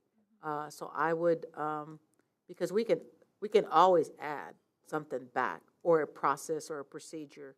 We already have that. We're respectful of all students. We have policies around that, all teachers, but to respect our community, and I think I don't want to put words in board member Ingalls' mouth, but I think we're all members of this community. For me, I would not prefer a boilerplate. I'd rather just get rid of the policy and then allow for community input, whether it's through her committee or however, and make a decision on whether that is needed. Because usually you need a policy because there's an absence of something. Absolutely. Right? So if there's not an absence of something, then why add something else? So if there's other policies that address the respect of our students, the respect of our teachers, the respect of all individuals, then this might be an unnecessary policy for now, perhaps, until we have an opportunity as a board and as a board committee to address. All right. Any other thoughts, comments? Okay. All right. Mr. Simmons? Thank you, President Cole. I think the board has a well-established process for establishing new policies through the Policy and Governance Committee, and I'd be interested in seeing this go through that process. Thank you for that feedback. Okay. All right. So Board President, so would Board Member Ingalls want to make a motion to remove it today, or do we want to literally wait till the next meeting? I think we could receive feedback in between then and now and make our decision at that time. I think that would give credence to the spirit of a first reading, which is to introduce the idea and then allow for feedback for the second reading. So I think that would allow us to comply with the spirit of what the intent of the second reading is. Perfect. Yes, I just like to add that I think that's the appropriate approach, because I think the board has to consider there are cons against not having policy. Absolutely. Absolutely. Board Member Vera. Thank you, President Cole. And that's, James, that's what I would be interested in learning more of, what the cons are of not having a policy. And I think that that's critically important for us to be able to have all that information up front so that we can have really, intentional conversation about the path forward. President. Yes, So, and I think as that's brought back, I think there's a consideration whether it should be a policy or whether it should be a procedure. So a lot of times organizations create policies when it should be a procedure, or sometimes do a procedure when it should be a policy. So I think that is something that we should also look at. So consider the administrative guideline aspect to that? Is that what you are saying? Okay. All right. Thank you all for your feedback and insight. It seems like what we're going to do is move this forward to your committee for further deliberation and research, and then ideally see what second reading looks like, if at all. Are we not No, going to no, discuss it at the President. next board meeting? I thought that would be the second. Yeah. Her committee doesn't meet till March. Yeah. Okay, so. Sorry. So, forgive me, thank you, just for my clarity.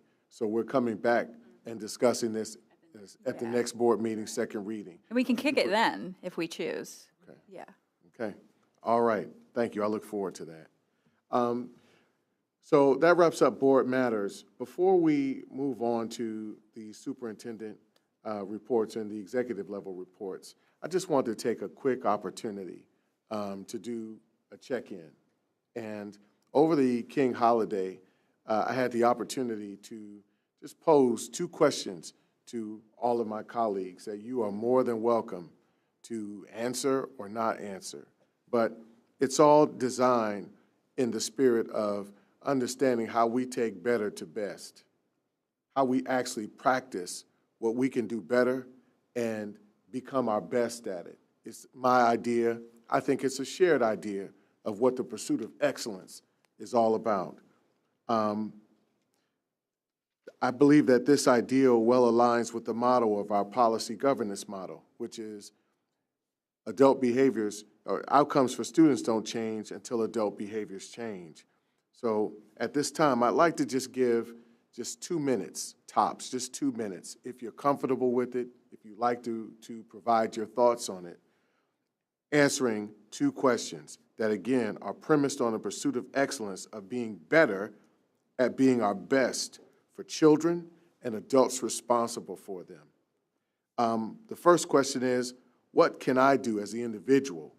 What can I do to positively impact improving my best efforts towards what is best for children and adults responsible for children? That's question number 1. What can I do to improve myself in the space of making this environment the best it can be for our kids and for the adults responsible for our kids? Question number 2 is, what do I need to do as board president? So what is it that you need from me? What do you need from this role? What is it that you need from me in this space to contribute to those endeavors of bringing better to best? What is it that you need from me? And I'm totally open to that. I'm in the hot seat, and I'm more than comfortable there to be able to get a sense of what is it that I can do in this role to assist our efforts of being better and becoming best for our kids and the adults responsible for them. If there's anyone who wants to start, the floor is open. You have just 2 minutes. Board Member Vera. Thank you, President Cole. I guess to start with your first question, what can I do to positively impact this endeavor? I think as an individual board member, it's important that I take the time to continue to do my research, to come to our meetings and our committee meetings and all the meetings that we have here as prepared as possible, ensuring that I'm carving out the time to, do my research, prepare, so that when I come in these settings, I'm present and I'm able to give my 100% self. And that's something that sounds easy on occasion, but life happens. And so just wanting to recommit and reaffirm my commitment to coming and being prepared to serve as best as I can. In terms of what do I need from you as board president, certainly it's always has been and remains a priority, that there's a collaborativeness to this work, so that decisions that are not made in a silo or in a vacuum. I expect to be notified on things that are pressing. I expect to have conversations legally where I can. So I think as board president, I expect there to be open communication and, you know, collaborativeness in terms of the work and the work ahead. Awesome. And if I can just say, I really appreciate your strength and your courage to be vulnerable, your courage to be able to be comfortable with saying, you know what, it's a tough situation to tell people I'm not perfect in a world that seems to more than often not expect us to be. So thank you for your courage and your response. Mr. Simmons. Thank you, President Cole. You know, this year I'm really focused on, in addition to moving forward in a new direction, speaking more clearly and intentionally to ensure my message is conveyed with the utmost positive intention, as well as developing my depth of knowledge of our enterprise, of our district. It's very large, and we do so many different things, and we're, you know, much more than just simply K-12 education to our students. We're you know, food service and healthcare, and so many different things. I really enjoyed our monitoring conversation tonight. It was very informative. And I just also expressing that I value the work that folks do here. I value the work that everyone here does in the room tonight. So really working on communicating that more as I seek to become a new and re-engaged board member. I hope to have the opportunity to partner with you all. In terms of what I need from the board president, I'd say just continuing to reopen communication lines. That work, you know, started under Christina Vera last November, and I appreciate our colleague for that very much. And President Cole, you've expressed to me and demonstrated to me in just these couple weeks that it's important that we communicate frequently, and just reopening those communication lines has been so impactful to our relationship. I really appreciate both of you for your work on that. Anyone else? Board Member Reyes. So, because you gave me 2 minutes and you gave me homework, I wrote it down.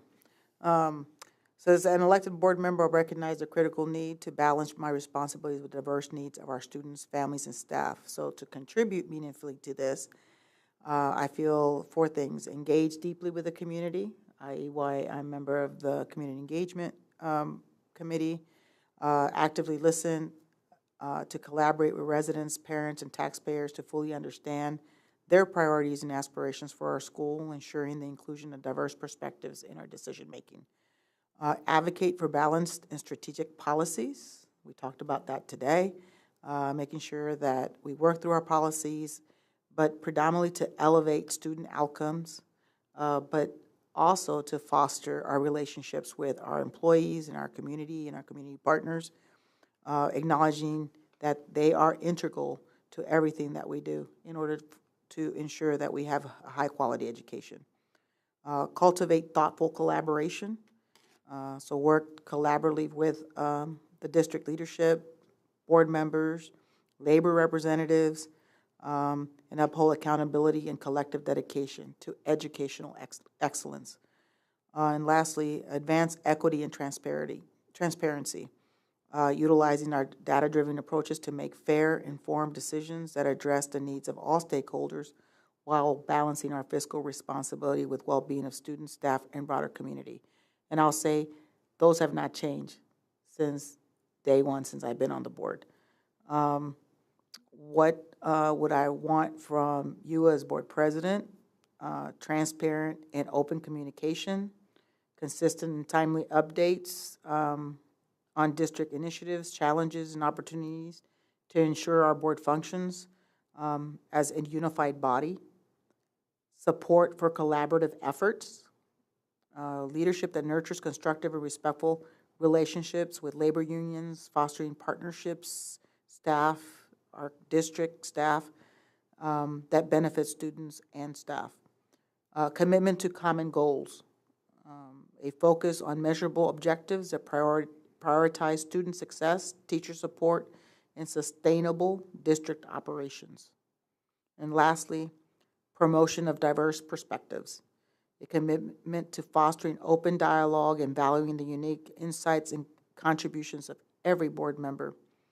Your leadership is uniting the board and strengthening relationship with labor unions and all of our partners and district staff will enable us to align our efforts and advance our shared mission in improving educational outcomes for all.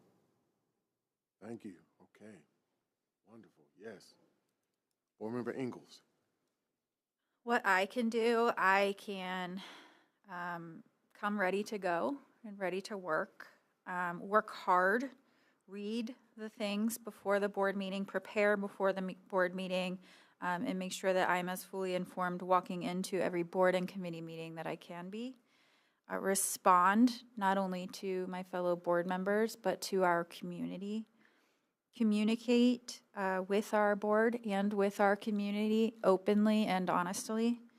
Assume good intent when people come and speak at our board meetings. I really do try to assume good intent in everybody, because I think if you're willing to come here and tell us your story and tell us what's bothering you, the least we can do is listen, and we ought to do our best to try to solve the issue. To be a voice for our community, and particularly some of the most marginalized in our community who may have difficulty bringing their voice to this board meeting. To be available to our community and make sure that I'm in the places and spaces where they are, not just where I am. And go see our community and our schools and hear them where they are and in the position that they're coming from. What my board president can do, I would encourage that our board president timely communicate with us, engage with all members of our community, allow for discussion and open and honest discussion and healthy debate, provide transparency to our community about what is going on with the board and the actions that we're taking, provide honesty, support our committee work and really understand what is and is not going on in our committees and where we could use your support. The openness with the community as a speaker, I would ask, as you endeavor in your new position, to really make sure that we are working with not only the members of the media, but the members of our community to get our story out and to tell the truth about what it is that we're working on and how we can work together with partners in the community. To also assume good intent in myself and my fellow board members and also our community. To work with our vice president and talk about how we can communicate our needs as a district and as a board. I think that will make us more powerful if we make direct asks of people. And so making those direct asks, even when it's hard to do. And to call the meeting when the meeting needs to be called. I think being under the Open Meetings Act, it can be very difficult to have the conversations that we really need to be having. And I do think there are times where we need to call a meeting and we need to have a discussion. And so that's what I would ask, is that we just call the meeting. And even if we don't have a full quorum and we can't take a vote, having the discussion is a discussion worthwhile. And so that's what I would ask. Thank you, Board Member Ingalls. Wow, okay. There's some salience that I'm drawing from each of you. And one of them that has really stuck with me was one that I was really meditating on throughout the day today. And it was assume good intent. Assume good intent. I was reading some wise words that was warning me against bitterness, against the root of bitterness, and how that can impact an organization. It typically starts with an individual who found themselves offended by something, mistreated, disrespected. And it settles with an individual in a way that can then become something that spreads to other folks. Maybe it's because of avoidance of a conversation. Maybe because it's not necessarily knowing how to communicate in a space of difficulty and having a constructive, conflictual conversation. I just spoke with Mr. Montero about that today. That root of bitterness, how do we work through that and dissolve that in a way where we can actually engage in those tough times, where we can actually follow up with the phone call, even amidst struggling with what our mind may be telling us. So I just really greatly, deeply appreciate this honest kind of conversation that we were able to bring to the table in a way where we can start to restore what this relationship can actually optimally be. It can.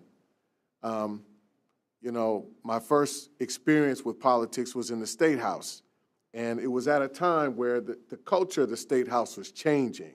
People really started taking partisan sides.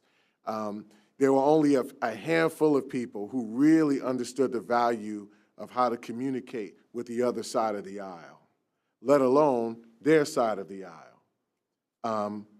I think that, like I said earlier, on January 7th, when we met, that I believe in each and every one of you and the capacity of great work that we have ahead of us, but the ability to accomplish. With that, most of all the things that you said are what I expect of myself, and I expect not to, and it's very difficult for me to do, beat myself up about feeling like I didn't feeling like I'm missing a gap. I'll be honest. I'm one of those persons that's maybe like a few of us here, really hard on himself. I am. I love this work tremendously, unapologetically. Like, step outside and let's see each other kind of passion for our children and the adults responsible for our children in this district. I look forward to the work that we'll do, and we'll get right on to moving forward to our executive reports. Madam Superintendent? Yes. Good evening again, President Cole, members of the board. Tonight, I just want to give a brief update on our school realignment work. As promised, I would be providing an update at the second board meeting of the month. And as you may recall, during the December 17th board meeting, I again made the commitment to continue to provide updates to the board. Certainly, we know that transparency is key as we move forward. We want to continue to make sure that we're updating the board and our community. These updates will keep our community informed, engaged, and connected to the progress we're making together. I know that change brings questions and concerns. To this point, we want to continue to name that this is a planning year, and there will not be any school changes or shifts this school year or next school year. That was our commitment, and we can continue to reiterate and remind our entire community about that timeline. Over the next 2 years, we will continue to plan and engage with our community and prepare for a smooth transition for all school communities. That is our commitment. Since the Board of Education's vote on school realignment, my team, our office, has been hard at work. First, we are scheduling visits to all of the schools that were under consideration and all of the schools that are impacted throughout this month. And by the next update, I will have visited all of those school sites identified for realignment by the Board of Education. These visits are designed not only to check in with the respective school communities, but to continue to reassure them about the process, acknowledge any questions or concerns that they may have so that that feedback can be incorporated throughout the process. We'll continue to work on standing up a school realignment team as well that will oversee and implement the realignment process, ensuring that every decision will be collaborative with our CCS community in mind. For next steps, the school realignment team will begin planning this month to create a plan for student and family engagement, build a web page for updates on the process, engage schools and the community around boundary changes, update our enrollment process, plan school joining activities and commemoration events, Make sure, again, the meetings that we're having with staff this month are to ensure that they have transparency and support around any transition process for staff, and continue to plan community and partner engagement activities. But throughout the process, we'll continue to offer support not only to our school-based staff, but also to the families and community. As we move forward, our focus will remain clear. We are building dynamic, inclusive, and equitable learning environments where every student can succeed. This realignment reflects the values of our district and strengthens our collective commitment to academic excellence, collaboration, and community engagement. This work is certainly about shaping the future for generations to come. And together we want to ensure that our CCS students, families, and community continue to be a place where dreams are realized and potential is unleashed for every student. In addition to the school realignment process, we are also working on the transition and the planning for 270, our CEC location. And Treasurer Cook and I will be meeting with the staff at that location soon to provide the team with an update on that process and to begin discussing what's next for that site.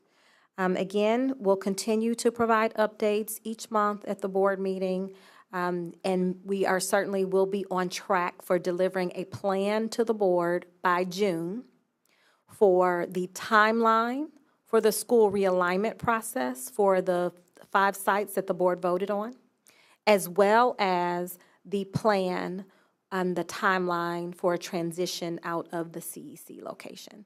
So that deadline, we're certainly on track, and we'll be sure to make sure that we continue to stay on track for meeting that deadline for the board.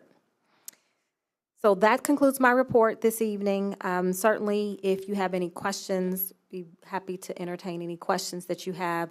But again, we're continuing to gather information from our stakeholders so that we know that all those questions that they have will be able to, the planning that we're doing will be responsive to those questions that they have. But we're still in the phase of just helping everyone to understand the decisions that were made at the December 17th board meeting.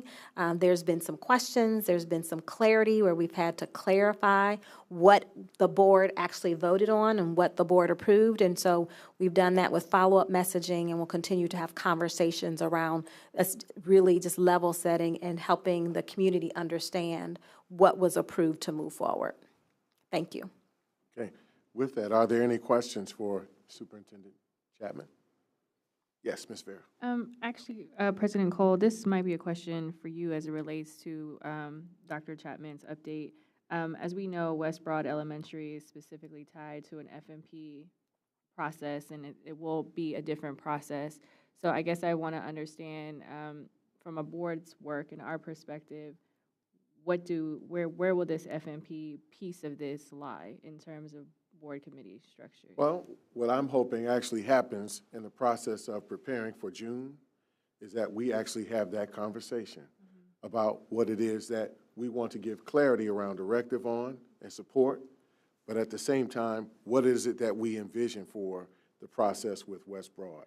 So the aim is, thank you for that question, the aim is to actually collaborate on our side of it in a way that gives you the assistance and guidance you need, but at the same time gives a clearer idea from our perspective what it is we want to see happen for West Broad Elementary. Thank you for that. Yeah.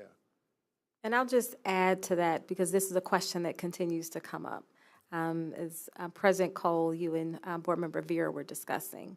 For West Broad Elementary School, the vote was contingent upon a funding to build a new building. So as of right now, the planning stages, we will not begin planning for a transition for that school until the board has done their work to secure funding for West Broad Elementary School. So that pushes that timeline for that particular site a little bit down the road until we have those conversations. So thank you for naming that, but that is certainly what you'll see in the planning process. That's what I plan to share with the staff and the parents and families at West Broad Elementary, that is the one school where there was a contingency plan a contingency for moving forward with that decision point. And so that we obviously have to allow more time to the calendar before being able to execute on that decision. If I could briefly speak to the funding source. My team and I have met with underwriters, and we are ready to move forward once some of that planning is taking place. We have multiple options that would be available to the board for that funding source. Okay. We could use a tranche of our recently passed permanent improvement money for a certificate of participation to fund that out long-term. We could also do a traditional bond issue. I'd be happy to review those options with the board as we move forward and then tie those in conjunction with Dr. Chapman's plan. But my team and I are ready to launch when the board is ready. Thank you, Treasurer Cook. All right.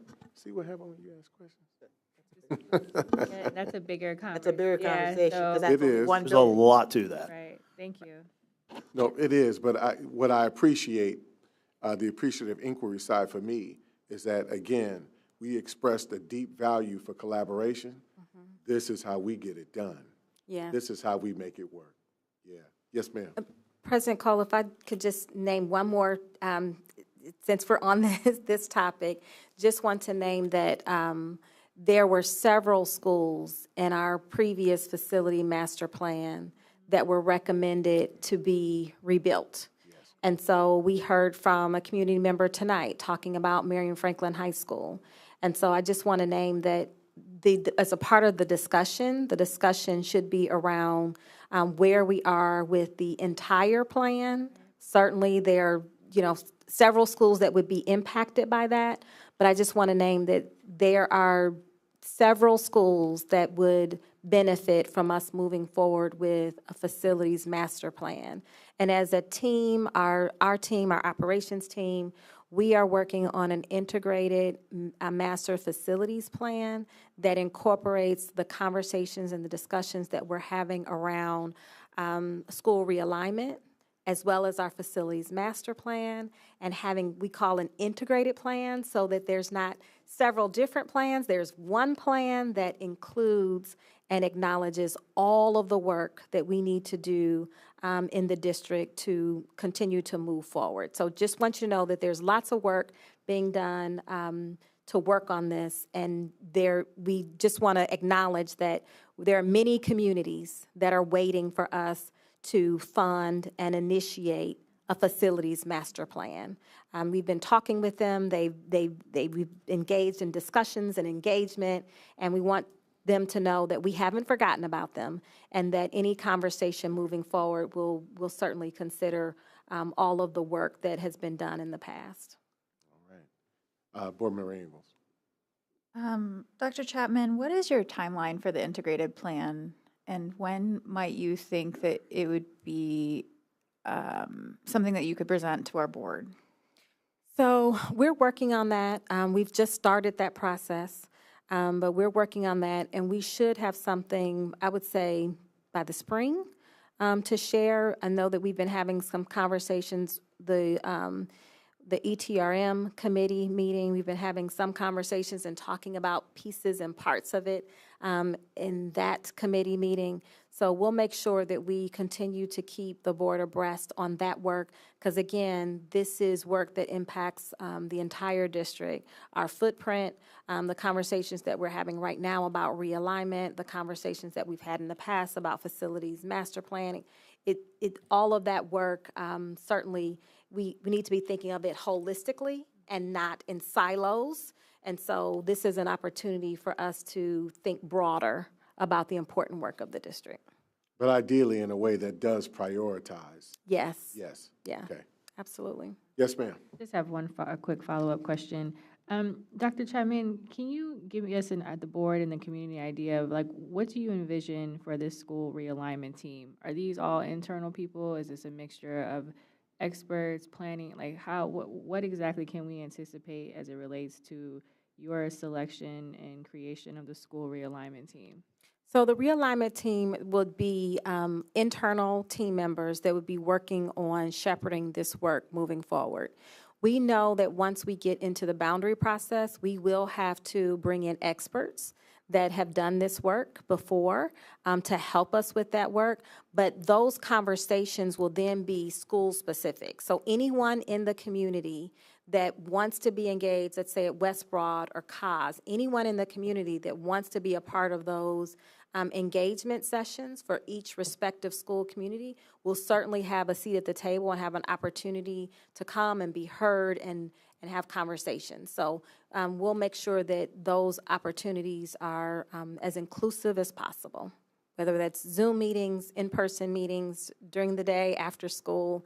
We'll make sure that we're accommodating. And just want to name that we gave ourselves time to make sure, because remember we talked about the need that all of this work will not happen at one time. We have 5 school communities. We will not do this work any justice if we try to have transition 5 school communities at one time.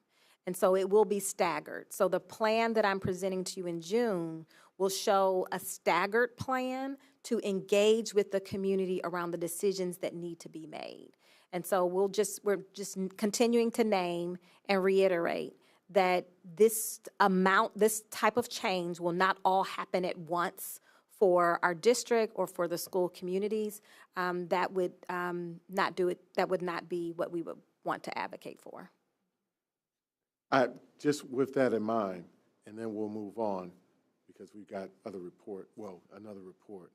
I think it's important that as we all take on committee leadership, that we integrate, right? We cross-pollinate in these spaces to make that a part of the committee agenda moving forward. So engagement, plenty of opportunity and space there to assist with planning and provide internal feedback from external stakeholders on that committee.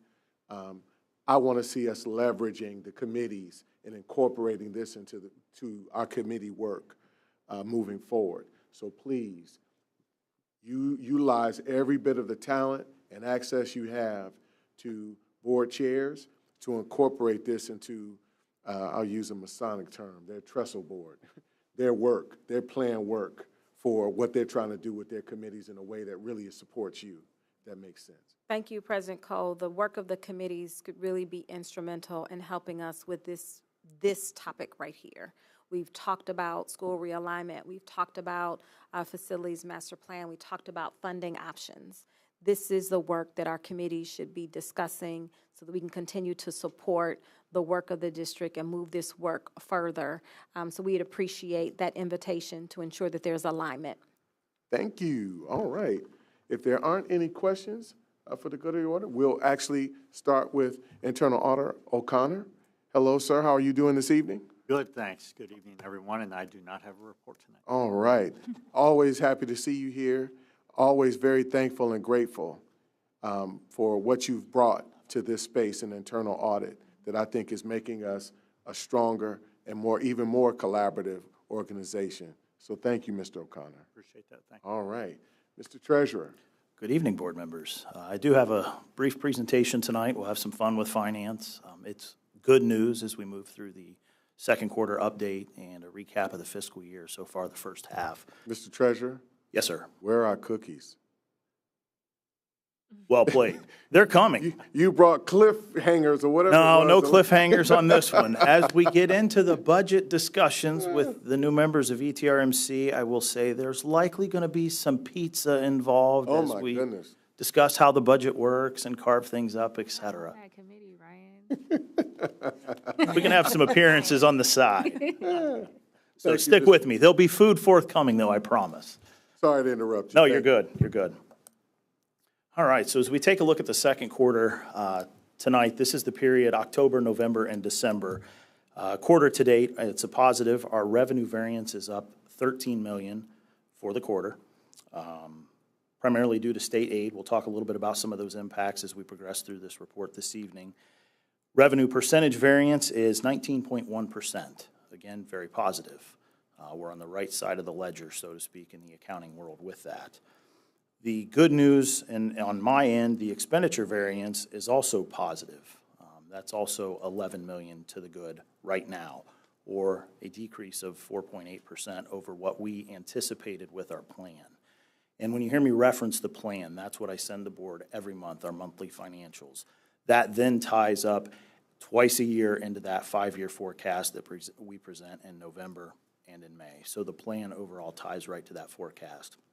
So we're already beginning our work for that May update from November. So as we begin to trend these positive variances out over the next couple months, we'll take a look and see if they actually hold. But for that second quarter, this is what we're seeing on the revenue and expenditure side. Again, both on the positive side of the ledger for us. So that's good news at this point in time. As we look year to date, again, because we're tied to that monthly plan, 5-year forecast, the revenue variance is $13.1 million for 2.9%. Our expenditure variance is right on at $11 million as well for a 2.3%. Again, that's over that 6 months of the fiscal year from July through December.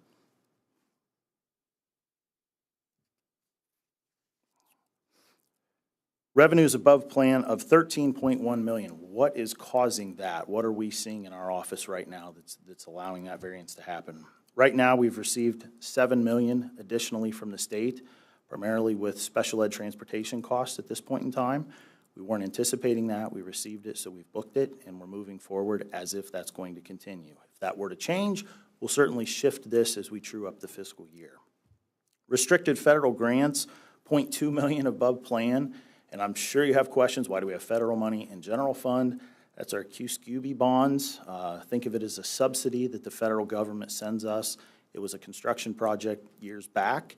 That will roll off of our plan in calendar year 26 as those bonds are paid off. So it's a subsidy we receive, and it's restricted. We can't just go out and spend that on reading materials, for example. Other revenues are presently $5.9 million above plan. Again, there's a lot to consider when we look at just a snapshot in time, quarter to halfway through the fiscal year. We haven't received our next tax settlement, which will come in March. A lot of news in the media about delinquencies downtown. That's going to have a big impact and a big swing in our revenues because that's predominantly our biggest chunk of revenue that we're going to see come in locally. So again, very positive tonight, but I've used the term cautiously optimistic as we move forward because there's just a lot of unknowns in that second half of the fiscal year that we just haven't seen to be able to trend out yet.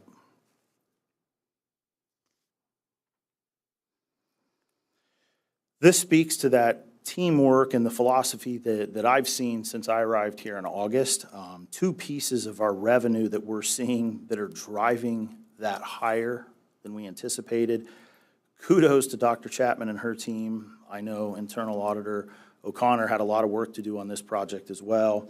Reimbursement is higher for our indirect costs, Medicaid, et cetera. That's really now starting to show up on that bottom line. I know it took a lot of time, effort, and energy to get there. We're now seeing the fruits of that begin to pay off, all of which, again, maximizes our resource. The more revenue we can receive, to Dr. Chapman's report tonight, we can continue to invest in those curricular materials for Tier 1, now Tier 2, 3, et cetera. Secondarily, we've talked a lot about a cash balance policy. That drives a couple of things. Obviously, we've been in a higher interest rate environment than we've seen in the past. They've come down a little bit, but that cash on our balance sheet does lead to higher than anticipated interest income, which again shows up to the bottom line. So those are some of the nuances we're seeing on the revenue side that are pushing our numbers in the positive direction, which is where we want them to be. Expenditures. We talked a lot in that November 5-year forecast and at ETRMC about personnel, and that drives 82% of our budget. When you put it in context, yes, 11 million positive is great. It's $1 billion budget. So you can begin to see how tight we really are on this. Again, positive, but it's a rounding factor, so to speak, on the grand scheme of things. Right now, our personnel is 11.1 million below plan. Purchase services are slightly above plan at 0.7 million. Again, we've talked about the needs students face, challenges, purchase services through ESC, so not a surprise there. I think we've done a good job that it's only 0.7 million ahead of the plan. Supplies and materials are actually below plan as we speak. Again, I anticipate that'll true up as we get closer to the end of the fiscal year. Folks look at their budgetary needs, Cupboards, closets, et cetera, have dwindled. They look to restock those supplies as we move forward. Capital outlay, $1.4 million above plan. Other objects, $0.3 million below plan. And then other uses are $0.1 below plan. So again, that's what comprises that $11 million shift that we've seen right now through that second quarter. Just to highlight again, 82% of our budget is personnel, 11.1 million below. Salaries comprise $9 million of that as we speak. The other $2.1 million is our benefits, healthcare, retirement, Medicare, et cetera. So we're very much trending in the positive direction. I hope that trend holds. However, I want to put an asterisk there because I think we heard tonight again, the needs have not gone the other way for students. They've increased since the pandemic. We have to invest. Again, we're in the services business. We have to be sustainable with that, and this is a key component moving forward. It's helping us with that right now. So again, we're on the right side of the ledger through the first half of the fiscal year and through that second quarter. We'll see if that trend continues as we head into that third and fourth quarter as we update the board. Expenditures, non-personnel. Again, much smaller part of the budget. We could cut the whole thing and it wouldn't move the needle one way or the other, so to speak. But again, we can't cut a lot of those costs. We have to pay our electric bill. We have to buy supplies for students. It's critical. The utility bills we can't just eliminate. Purchase services, $0.7 million above plan. Again, I think a key driver that's going to continue to go forward is we invest in our students and in our folks that are employed here to educate our students. Supplies and materials, $1.6 million. Again, I expect that to firm up as we move through the fiscal year. Again, looking at the broad picture now, July through December, revenue variance, again, positive $13.1 million. I can't emphasize that enough. Again, it's a short-term look. We've got a lot of challenges ahead of us. I think we've begun to hear in the media some of the rhetoric regarding school funding, the Fair School Funding Plan going forward. Obviously, that's a key component. We've shifted to that 80-20 model, even 20% coming from the state. We're going to notice that. So it's very critical as we enter this budgetary season down at the State House. What's that impact going to be? How do we message that going forward, not only to our community, but to the legislators? It's important and it matters. We've got one more piece to go to fund that Fair School Funding Plan, and it's critical. We cannot afford to lose that for the education of our students. Again, it's good news overall, cautiously optimistic. I hope we can kind of hold the line on these expenses as we move forward and pay real close attention to what comes out just down the road. Questions? All right, the floor is open. Are there any questions for Treasurer Cook? And thank you so much for the presentation. Again, I think the thing too, and I'm just going to reiterate it, but I think the thing to pay attention to are a couple, and you well know it in your space, the Fair School Funding piece. This is something that I'm very encouraged by. I'm not going to allow myself, and I'm certainly not going to encourage us to be discouraged. We actually have some very strong advocates in our friends with the CEA. We have some very strong advocates in partnership with the OEA and all of public education as it relates to fair school funding. This is going to be a front line fight for all of us to ensure, working together. The other piece is you mentioned the 80-20, the 80-20. Please, Joe and Jane taxpayer, Columbus residents who are property owners, please bear in mind and understand that the state is shifting from what at the time of my election in 2013 was 47% appropriation from the state.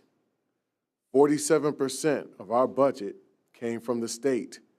It's about to be close to 20% of our budget that comes from the state.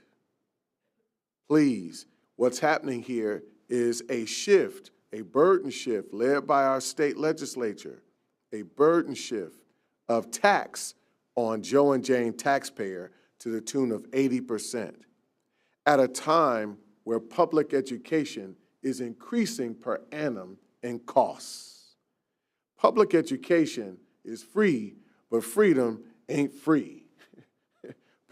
Please forgive me for speaking so informally, colloquially, but, you know, my grandma didn't allow ain't in the house but I just had to say it that way, that we have to understand public education isn't free. It is something that on a per annum basis, at least is increasing at 3%. We're seeing actually to the tune of 6 and 7% a year, actually an increase. So as we're going to keep the community informed, I look forward to us working with you, Treasurer Cook, on how we get the community more knowledgeable and build up their understanding of this economic space and its impact on public education. So thank you for that. If there are no questions or comments, we'll move right forward into the consent agenda. With that, we'll cover the consent agenda from 8.1 to section 23.5. Are there any things in the consent agenda that you'd like to see pulled out for discussion? All right. I would like just to take a quick point of privilege on 15.1. I think it's 15.1. That was the legislation that was to New Story Schools. New Story Schools. Thank you, New Story Schools. There was a concerned parent that was looking for the support from this legislation, had continuous conversation with us about it. I just wanted to be able to inform the community when things like these occur.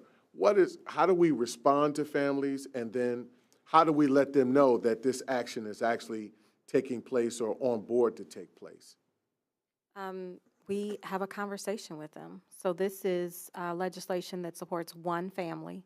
This is not a district-wide strategy, but this was, I don't want to share too much information because it's an individual family, but when families are attending another district and they have services, they transfer to another district like CCS, we have to start the process over again to initiate a contract or relationship with a vendor so they can continue the same services that they perhaps would have been experiencing at another district.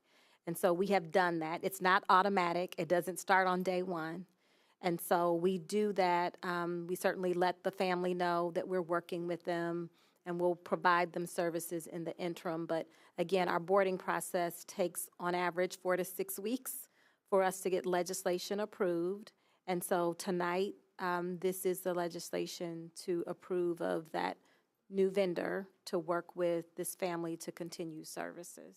I just wanted to thank you for explaining the process. I think it's very important for folks who come to us about these types of issues, whether they're in the district or not, and we have an impact in that space, that they understand what that process actually entails, who to possibly contact about that, and then how we move forward. So thank you so much. Thank you to your staff for ensuring that we were able to get this on tonight's agenda. Yes, ma'am. All right. With that, we will vote. Go ahead, I'm sorry. Need a motion to approve. Motion to approve the consent agenda. Motion to approve, seconded. All right. Ms. Vera is not here. Mr. Simmons? Yes. Ms. Vera? Yes. Ms. Ingles? Yes. Ms. Reyes? President Cole? Yes. Motion carried. All right. With that, we will go into executive session.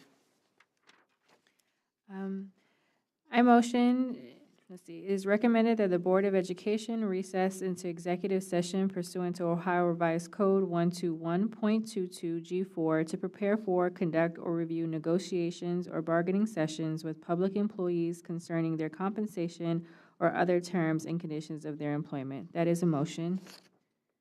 Motion, is there a second? Second. All right, seconded by Board Member Ingles. Ms. Vera? Yes.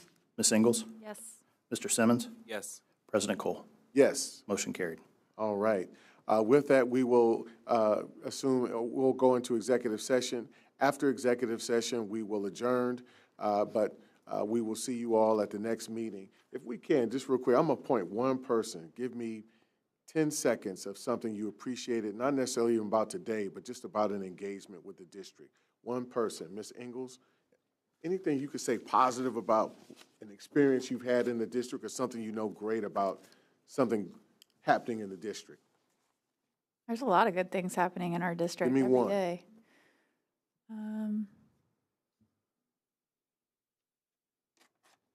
I mean, there's a lot of good education happening in our district every day, and I will stay in the theme of the policy that we discussed tonight, that there are a lot of good educators and staff members who make our students feel belonged and who defend them and who fight for them each and every day. And I'm really grateful for the work that they do and the advocacy that they do, not only in this district, but beyond this district every single day. And I'm very grateful, from the bus driver who gets them to the school, to the custodian that speaks to them and makes them feel heard and known, to the teacher and the IA who's there supporting them, to the parent that's there to greet them at home. So I'm grateful for everybody.